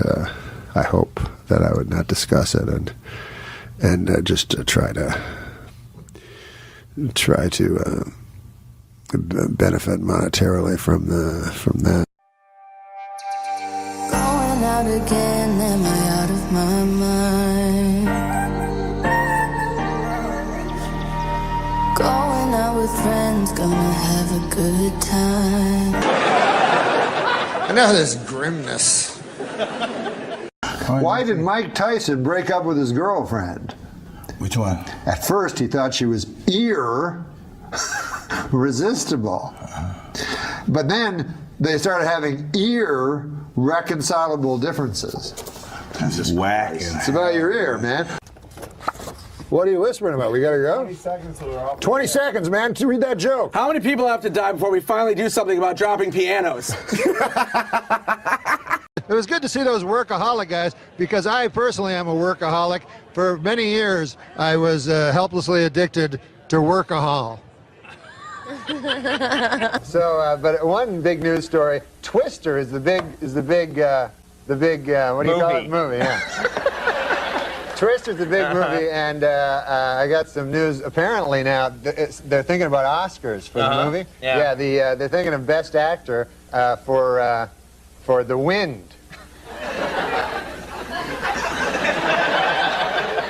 Here's an interesting thing. Do you ever notice this? Yeah. Penny Youngman is an old man. Yeah. But Gary Oldman is a young man.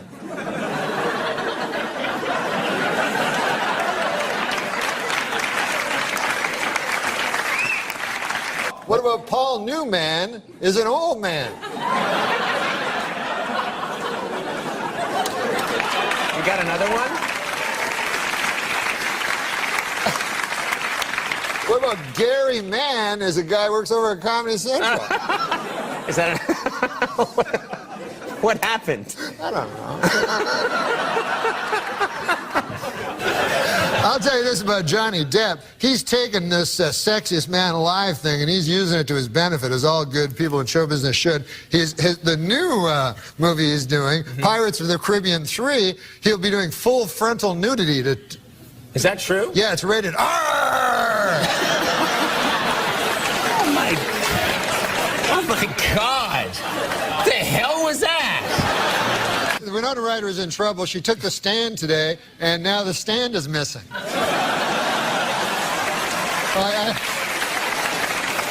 Who's your hero? Who's my hero? I don't really have a hero per se. Don't have one, huh?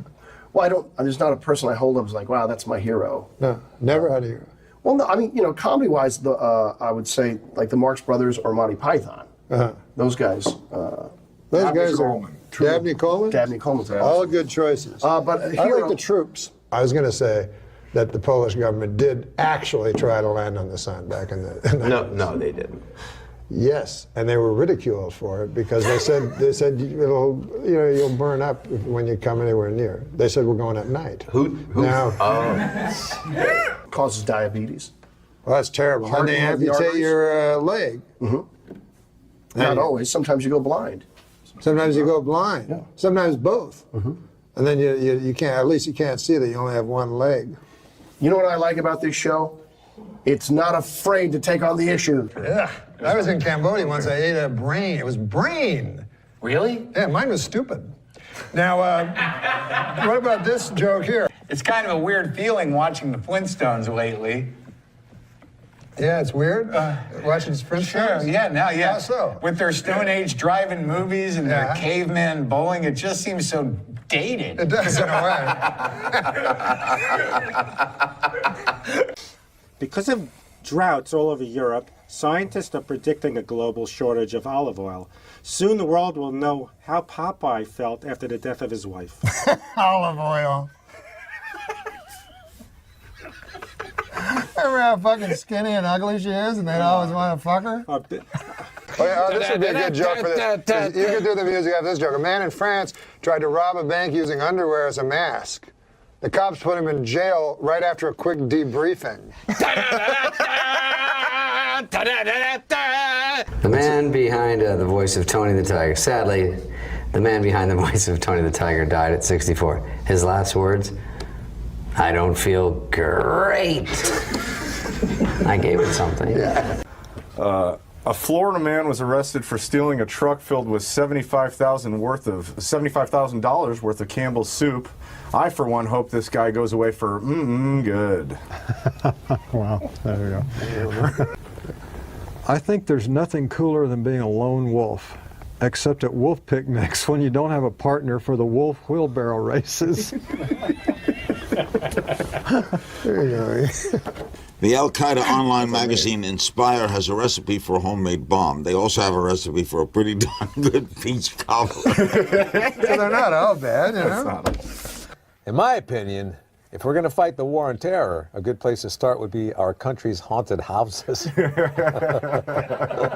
Tim Tebow's time in New York wasn't a total loss. He had a monument built to him in Central Park, a bench. This, to me, is the quintessential Kevin Nealon joke. To me.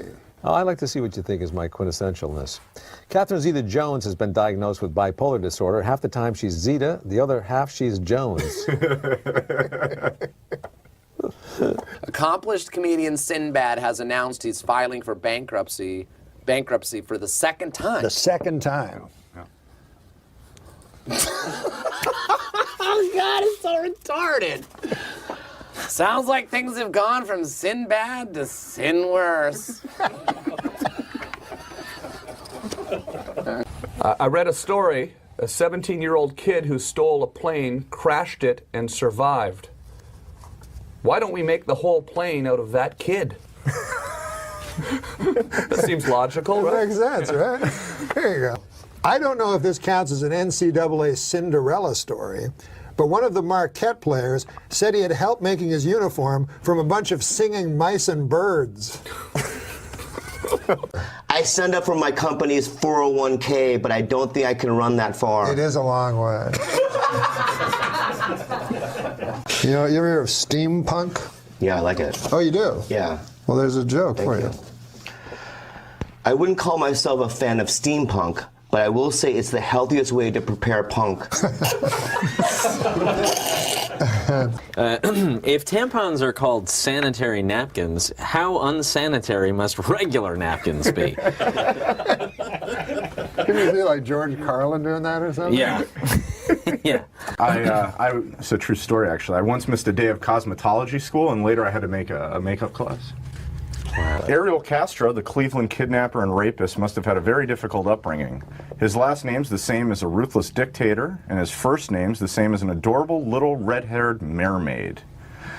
Mermaid?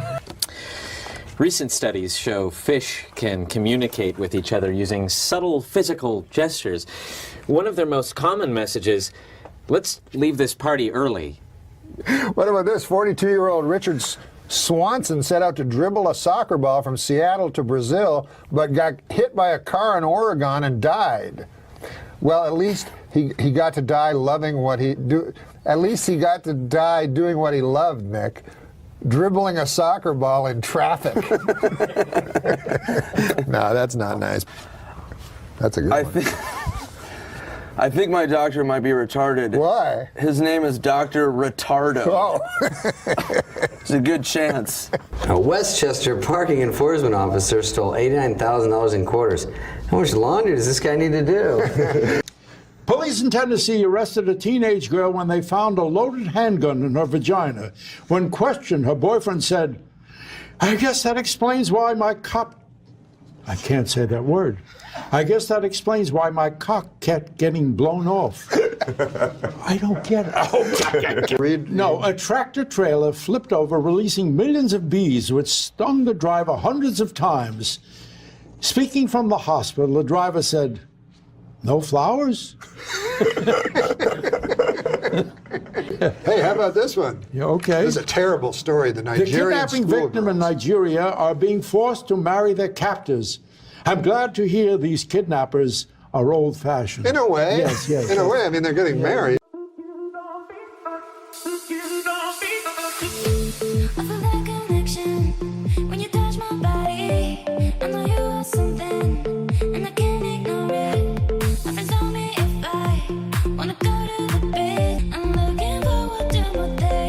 I had an uncle, mean guy. He was a prize fighter. He once broke both his hands in a fight against a washer-dryer that he got on The Price is Right. What? Why The Price is Right? He was a prize fighter and he won it on The Price is Right. He won the prize. A prize fighter. Yeah, and he won the prize and then he had a fight against it, which was washer-dryer. God damn. Hey, by the way, I've noticed the term adult toy always refers to something you can shove up your asshole and never like a big race car, like for a grown-up. Another good observation. Playboy magazine has done away with the nude photo layouts altogether. In other words, they've eliminated ladies in the altogether. Oh man. That's a sort of radio DJ joke, I feel. The way you, we have to your deliver voice, it with that, yeah, right? delivered it. In other words, amazing. they've eliminated ladies in the altogether. Altogether. Here's Taylor Swift. It's a joke, an Adam Egget joke. How do you say the name? Adam Egget. Egget. Spelt differently. Like the bird. That's Egret. Do you know what Adam Egert has in common with a guitar player? Adam Egget has in common with a guitar player. No, I don't know. They both love fingering minors. Now, okay, come on now. Come on now. Come on now. Thank you from Norm. This would mean so much to be recognized for what's so important to him, which is comedy. He would never even hurt a bug. He would capture and release a bug, so helping any animal meant so much to him. So please be kind to everyone and every being. Thank you so much. I just wanted to say that my father loved dogs, and he loved the second annual HCA Award. Look at this. There we go. Looks almost like a dog. It is a dog. It's a dog? Yeah, his name is Pizza. Pizza. Well, you have a dog. I never thought of a dog as a zoo animal. Oh, we have a lot of animals there. Well, what can you tell us about the dog? Well, the dog is a subspecies of the gray wolf. Oh, gray wolf. Do you have any gray wolves? Oh, we have so many gray wolves. Oh, well, bring them in. Where are they? They're back at the zoo. They're at the zoo. Far too dangerous. I hope this thing doesn't attack me, whatever it is. All right, I think you guys. Let's see what it is. What is this? Looks like a dog. It is. It's another fucking cocksucking dog. I knew it. Anyways, well, this is a cutie. What's this girl's name? This is Arnett. Arnett. She's very special. Did you know that dogs are a subspecies of the gray wolf? Yeah, I fucking knew that. Everything's expensive. Everything costs money there, you know. I went to buy a dog. I couldn't believe how much these dogs cost. Salesman in a store trying to sell me the most expensive dog in a store, you know. Big $600 dog. Big pit bull, $600, you know. And I was looking to pay, you know, maybe a buck, something like that, you know, maybe $2, something like that, you know. But I was going, hey, don't you got a bargain dog around the joint here? Any kind of a dog of the week going on this week? A big bin of dogs maybe that I could pull something out of there? But this guy goes, no, he says, why don't you buy this pit bull? He says, this guy's expensive dog, but he goes, this will protect your valuables, this dog. You know? And, you know, I don't have any very valuable, you know, I don't own a lot of stuff there, you know. I buy the pit bull, that would be the most valuable thing I own, right? I'd have to buy something to protect it then, you know. I'd be out shopping for Wolverines the next day there. Show me something in a timber wolf, my good man. I'd be saying to some good man there. No, you don't want a dog like that, man. I want a dog do things for me, you know. Fetch my slippers. That's the joy of having a dog, you know. Pitbull won't do that stuff. Go, hey, Pitbull, fetch my slippers. Pitbull go, hey, I could kill you, pal. I'm a Pitbull. Don't you read the papers or anything? I kill. That's all I don't fetch. I fetch people. That's all I fetch. I can fetch you a guy. That's the best I could do there. And maybe you're wearing some slippers. How'd that be? When I was young, no such thing as a pit bull. When I was a kid, it was the meanest dog around, the Doberman dog. You know? And they'd kill you too. They'd rip your throat out just the same, you know? But not fast like a pit bull, eh? A Doberman always give you a little head start there, you know? They were a sporting dog, them Doberman. They'd see you in the street, they'd go, hey, that your house over there? Yeah, go ahead.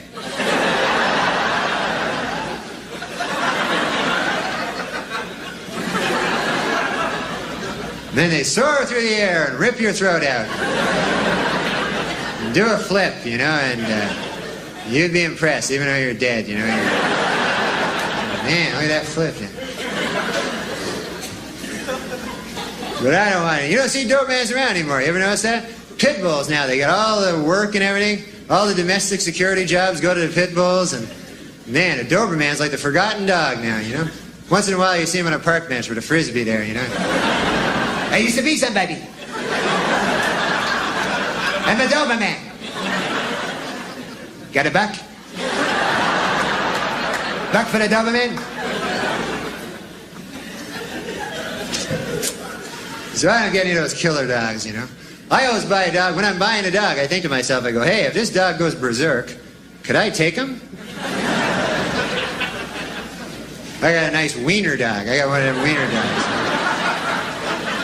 Wiener dog can't rip your throat out or anything like that, you know. Unless you're lying down, you know. You have to be lying down sleeping there, you know. And a wiener dog sneak up late at night, start nibbling at your throat there. Maybe by daybreak he's got a hold of a vein there, he's pulling out a vein there. You know, you wake up, oh, get away from me, a wiener dog. The hell you think you are, a pit bull or something there? Get my vein back there. Where's he get out of a wiener dog? There's a hickey, a little hickey there.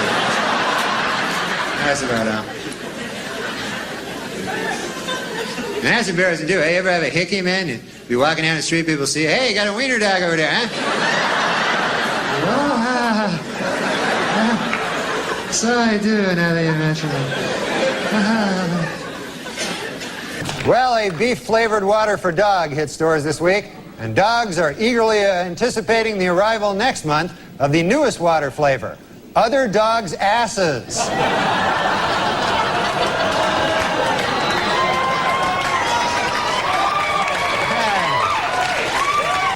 That it? Whoop! There I am. I thought I was over there. A sheepdog carrying $250,000 worth of cocaine in its stomach was found at JFK Airport earlier this week. A customs agent got suspicious when he saw two airline employees taking turns sniffing the dog's ass. And in California, a new restaurant has opened exclusively for dogs. Their specialty? A fried chicken dinner, said to be scrotum-licking good.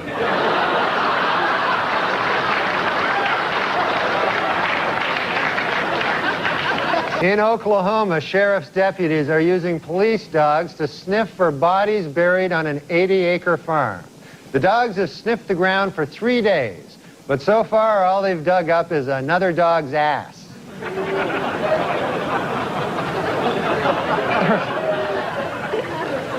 In Topeka, Kansas, the fire department is now using a new weapon to fight arson. A black Labrador trained to sniff out chemicals used in setting fires. Although it should be noted, if this dog is correct, the culprit in every arson fire this month is some other dog's ass.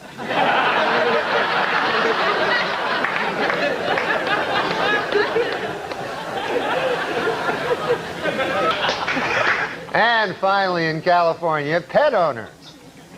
Pet owners can now take their canine friends to the world's first doggy wedding chapel, where dogs can actually be married in a civil ceremony.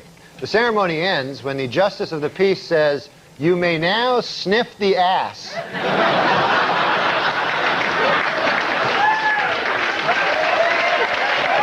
Well, now there is finally a matchmaking service for dogs.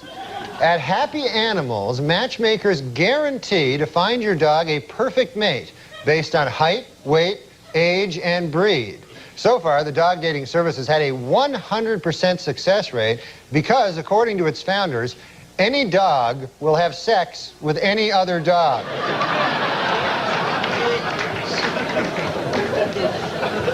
Well, President Clinton received an early Christmas present this week, an adorable Labrador puppy.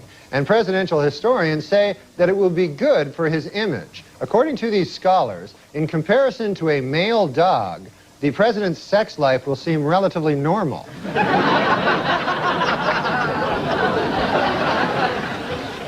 have a joke. Oh, Norm's got a joke. Wait a minute. Here we go. Go. A dog walks into a telegraph office where they send telegrams. Telegram office, right? And so the guy says, "Okay, what do you want your telegram to read?" So the dog goes, "Woof woof woof, woof woof woof, woof woof woof." And then the guy goes, "Oh, I notice you have 9 words. Do you want to put an extra woof like it's for free?" And then the dog goes, "No, that wouldn't make any sense." I was at a party with a friend, and so I noticed you first, and you returned my gaze, knew how to quench my thirst. You took me to that room like a dream come true. The dance you performed was just for me and you. Kisses on the neck, then you work your way down. Let yourself go for me all around town. Seductively stood before me. It is kind of gross, you know, if you're not into it, because it's like why not jerk your dog off? You know, your dog probably likes it, but that's because it's gross. He's a weird one, man. How many people, though, seriously? No, I agree with you, it's gross. Michigan man Curtis Peterson received a 15-year prison sentence for having sex with his pet pit bull. What's that, lassie? Woof, woof. Grandpa got stuck in a well? Woof, woof. Oh, you got raped. You think that happens a lot?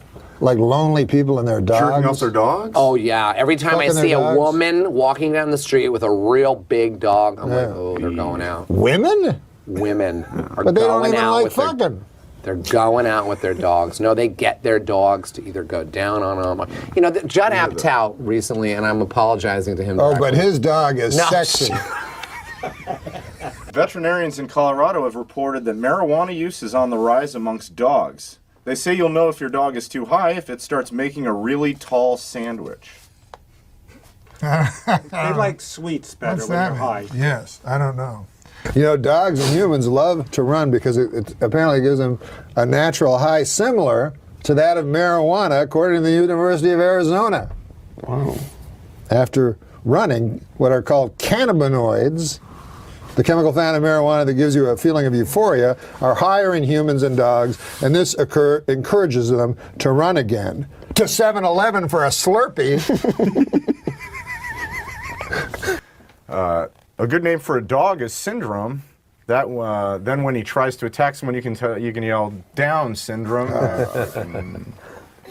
Don't laugh. It's not.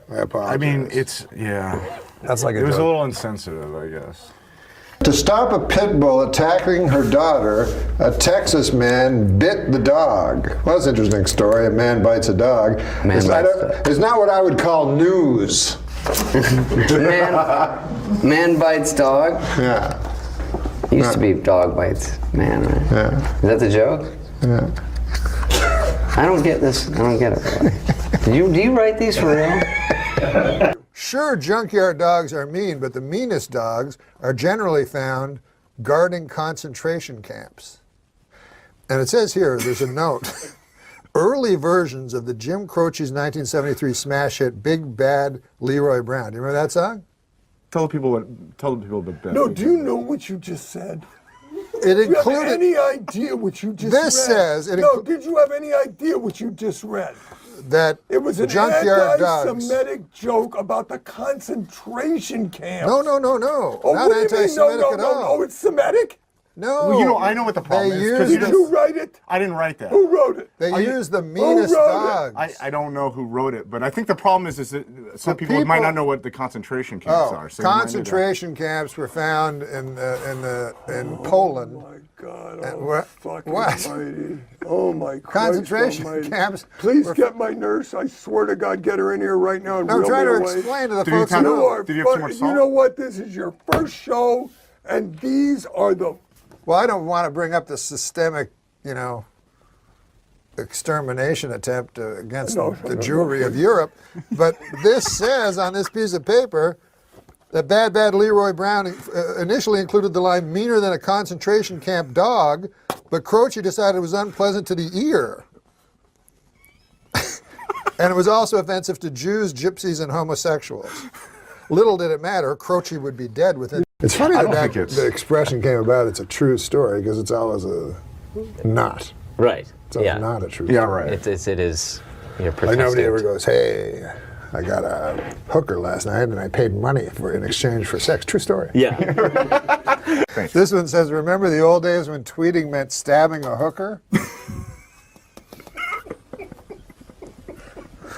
Bob liked that one. I am not a big fan of video games where you cannot kill a prostitute. I like the ones where... Oh, like Grand Theft Auto. Yes. That was the hook for that game. That's really what people got excited about. Yeah, throw the girl over the... Inevitably, somebody would always say, you know, the great thing is you can drive down this alley and you can kill a prostitute. That was the thing people talked about most at that game. That's why that game took off. I agree. Isn't that strange? Yeah. Hey, how about this one? They say pimping ain't easy, Andy. But what they won't tell you, it is much, much more difficult being a prostitute. Pimping is pretty easy. I don't know if you heard pimp, but... When you get older, you start to get a little short-term. But I remember things from 10 years ago like that. Yeah. He can remember, like, when he was a kid, but he can't remember murdering that prostitute last night. You can go to jail for that. It's a whole new law. How old was she? I don't remember. No. If you don't remember, you're not going to convict you. Yeah, I'm past that lie detector. If you were a Russian prostitute on a date with serial killer Andrei Chikatilo, a.k.a. the Rostov Ripper, and he couldn't achieve an erection, that was not your lucky day. No. Las Vegas is now home to a 550-foot-tall Ferris wheel. Also drawing thousands to Las Vegas, whores. That's you. That's your voice all the way right there. That's the old, the Norm Macdonald lean in, whores. No. But listen to this. This would be a good joke for you, I feel, Fred. Okay.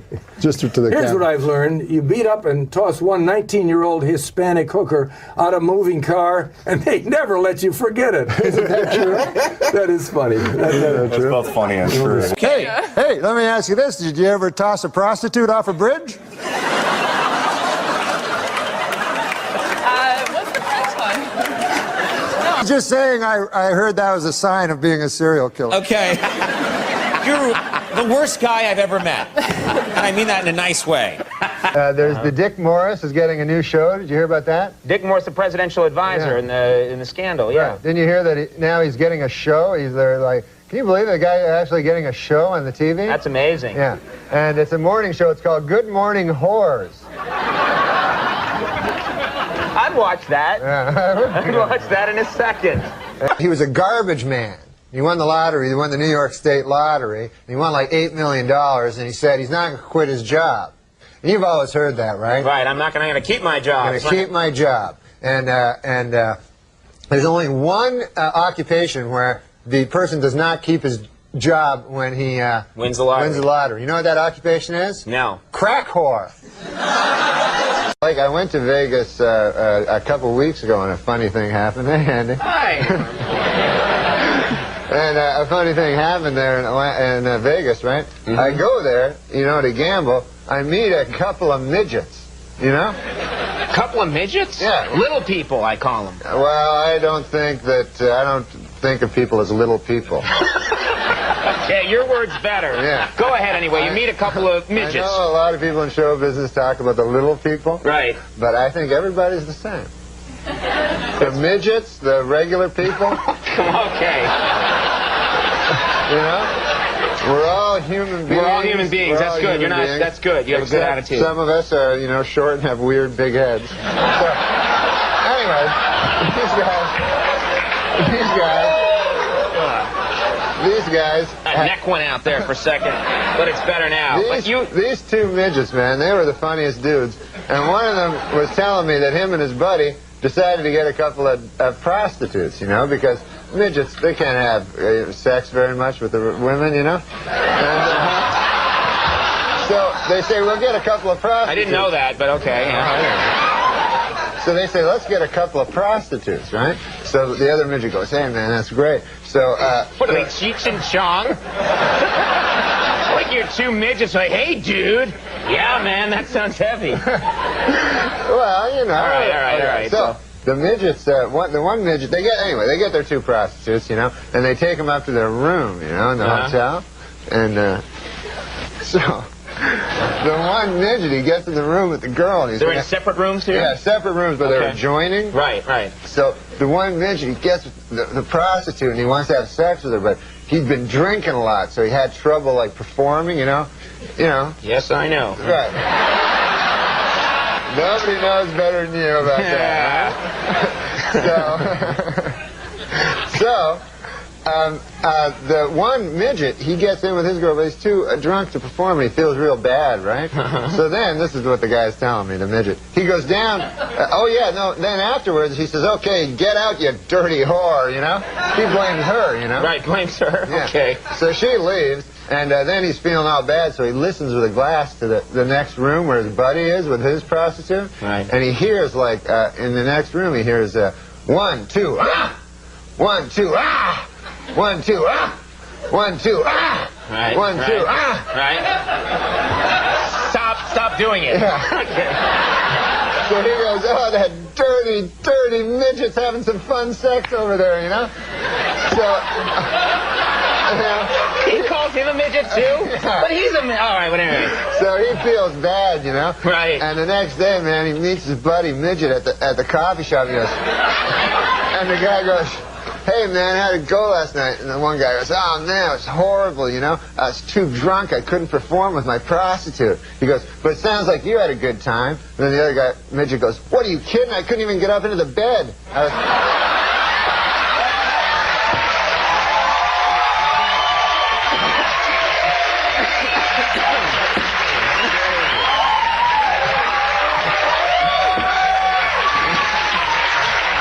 You know, it's really lucky that you ran into those guys, because it's such a good story. I know. Look at happy ending. They did very good at Baccarat, and They were happy. But I just have one question. What is this fascination that guys have with prostitutes? That's all I want to know. Gee, let's think about that. I'll tell you what the fascination is.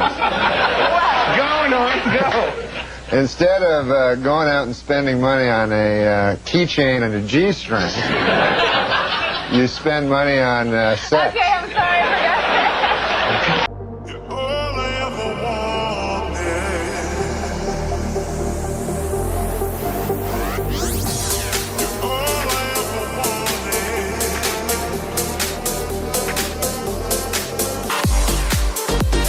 But Vegas was cool. They have a motto in Vegas. They got their own slogan for the city. It says, what happens in Vegas stays in Vegas. Which is not true. You know, you can't kill a guy and then just leave. You know? They'll follow you. They'll find you. They'll bring you back and they'll try you in front of a jury of your peers. So I thought, well, what does it mean anyways? You know, and I ruminated about it. Days and days and nights.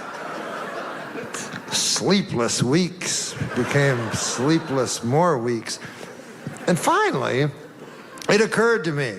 It was so simple. It was right in front of my face the entire time. Whatever happens in Vegas stays in Vegas. All it really means is you can go to Vegas, you can have sex with a prostitute, and she will not tell your wife. They're very discreet, the Las Vegas prostitutes. Yeah? Not like these gossipy small town whores back where you live. You know? These fucking blabbermouths. Down at the beauty parlor with that pale blue thing over their head, whatever the fuck that is. Going, you're Marge Majerison, John Neal's wife? Well, by God. I took a shit on him last night. In exchange for cash. Nice fella. Farrah, the first time I ever saw you, I thought, oh my God, That is one of the hoariest looking whores I have ever seen in my life. And I have seen a lot of whores because I'm a rock star. And, you know, I've seen ladies like in the front row look at me with a super hoary look on their face. And you look hoarier than all of them. And that really means something. Okay, settle down, prostitutes. Now, understand that you each get $20, and this requires no sex. No sex at all, regardless of what this character tells you. Well, you got a dead hooker in the trunk. What? No, it can't be. Yes, it was. It was a dead hooker. It wasn't a dead hooker! Pal, I know a dead hooker when I see one. Oh, my goodness! What are you doing? I've never seen so many dead hookers in all my life. Lord knows I have. It's interesting that John Elway won 2 Super Bowls in a row after a career of nothingness. Mm-hmm. He would have just been a bum. And then he did the same thing almost with Peyton, you know. Mm-hmm. Peyton really should have won at least 2. I mean, he won his last one. He won his... I mean, his last one, right. He didn't really win. Right. But he really got burned by Baltimore one year. And that's right, that bomb. Yeah. I mean, not by Baltimore, but by his own defense. Mm-hmm. But it was, I didn't think about it till just now, but maybe he was trying to do the same thing with Peyton. But he got him his second, so Eli doesn't have to have the most. Now, do you have a team? Do you have a rooting interest in football? Yeah. I have a team I very much like. It used to be Denver because this is an interesting thing that happened. I never liked Peyton Manning. I don't know why, but I just didn't. Are you a Brady guy, or are you just an anti-Peyton guy? No, I just, for some reason, didn't like Peyton. I didn't like that Eli, I really didn't like that Eli was drafted by Seattle and said, no, I'm going somewhere else. I'm like, what? You're allowed to do that? Elway did that to Baltimore. That's right. He did. You're right. So I said, so anyways, but Peyton Manning one time, I was in a hotel in New York and I was leaving it and Peyton Manning was coming in and he walked up to me and he said, hi, I'm a big fan. Peyton Manning? You know, like he said his own name as if he needed to. And I liked him. That's how shallow I am. A guy likes me and then I like him. Well, you know he was there that night. What night? At Radio City Music Hall. Oh, well, you're right. He was a young... he was really young. Yeah, he was super young. He's one of the awkward cutaways that you always get. Right, because I remember looking and going, wow, is that him? Because I saw just recently. That was quite a game, you know. I mean, you know what impressed me the most yesterday was Kobe Bryant. Unbelievable.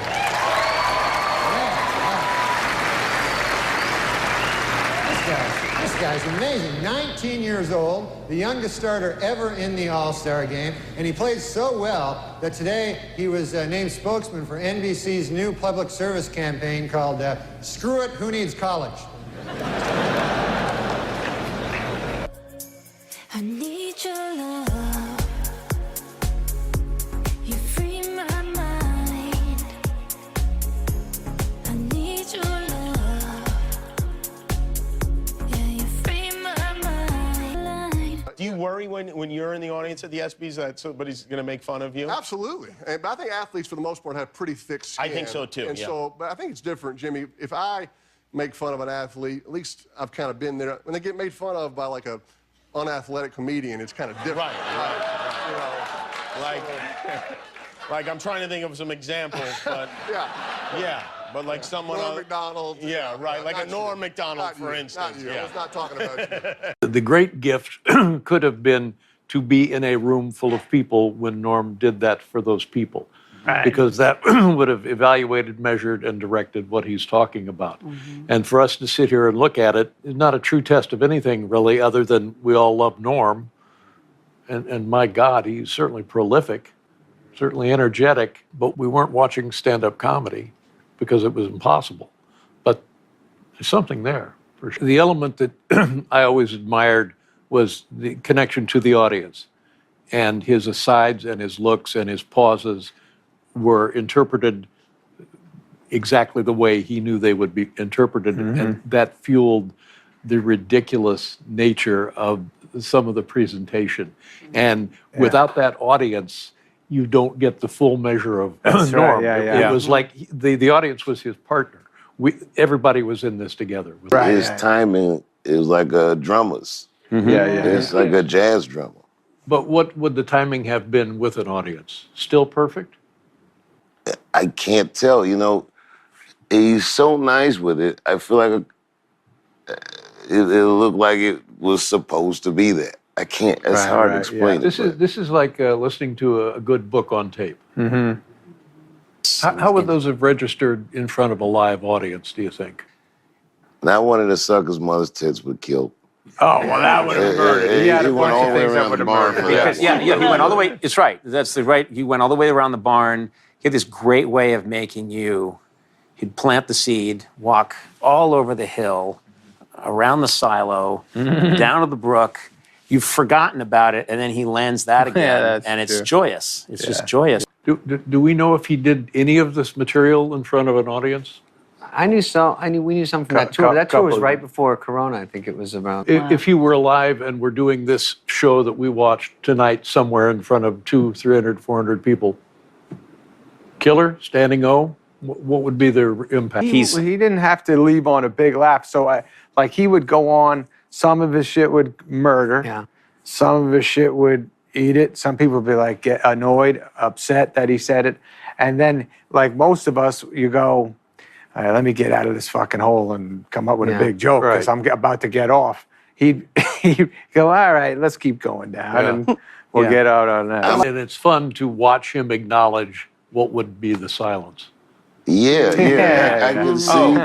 And enjoy it. Yeah, Enjoy and it. I could see in his mind there was a crowd there. He was anticipating this crowd, and which reminds me again, this guy was very deliberate in how he approached this, because it does seem like jazz, but it's very methodical. I'm used to say goodbye, nothing new to me. Baby, I'm trying to survive, and I know that you believe in a world with happy endings. So tired of pretending. There's some stuff that's for sure laugh lines that would work anywhere, and then he pulls you away from it for a while, and then and they're trickier stuff. It's trickier to figure it out, and he would lose some people. It's hard to separate. I buy it. You know what I mean? Like I'm in. Yeah, that's right. And it's like watching a 4-hour movie set at a certain point. It's like I'm just invested in this as an experience. That's true. Yeah. And it's really hard to separate myself from that. And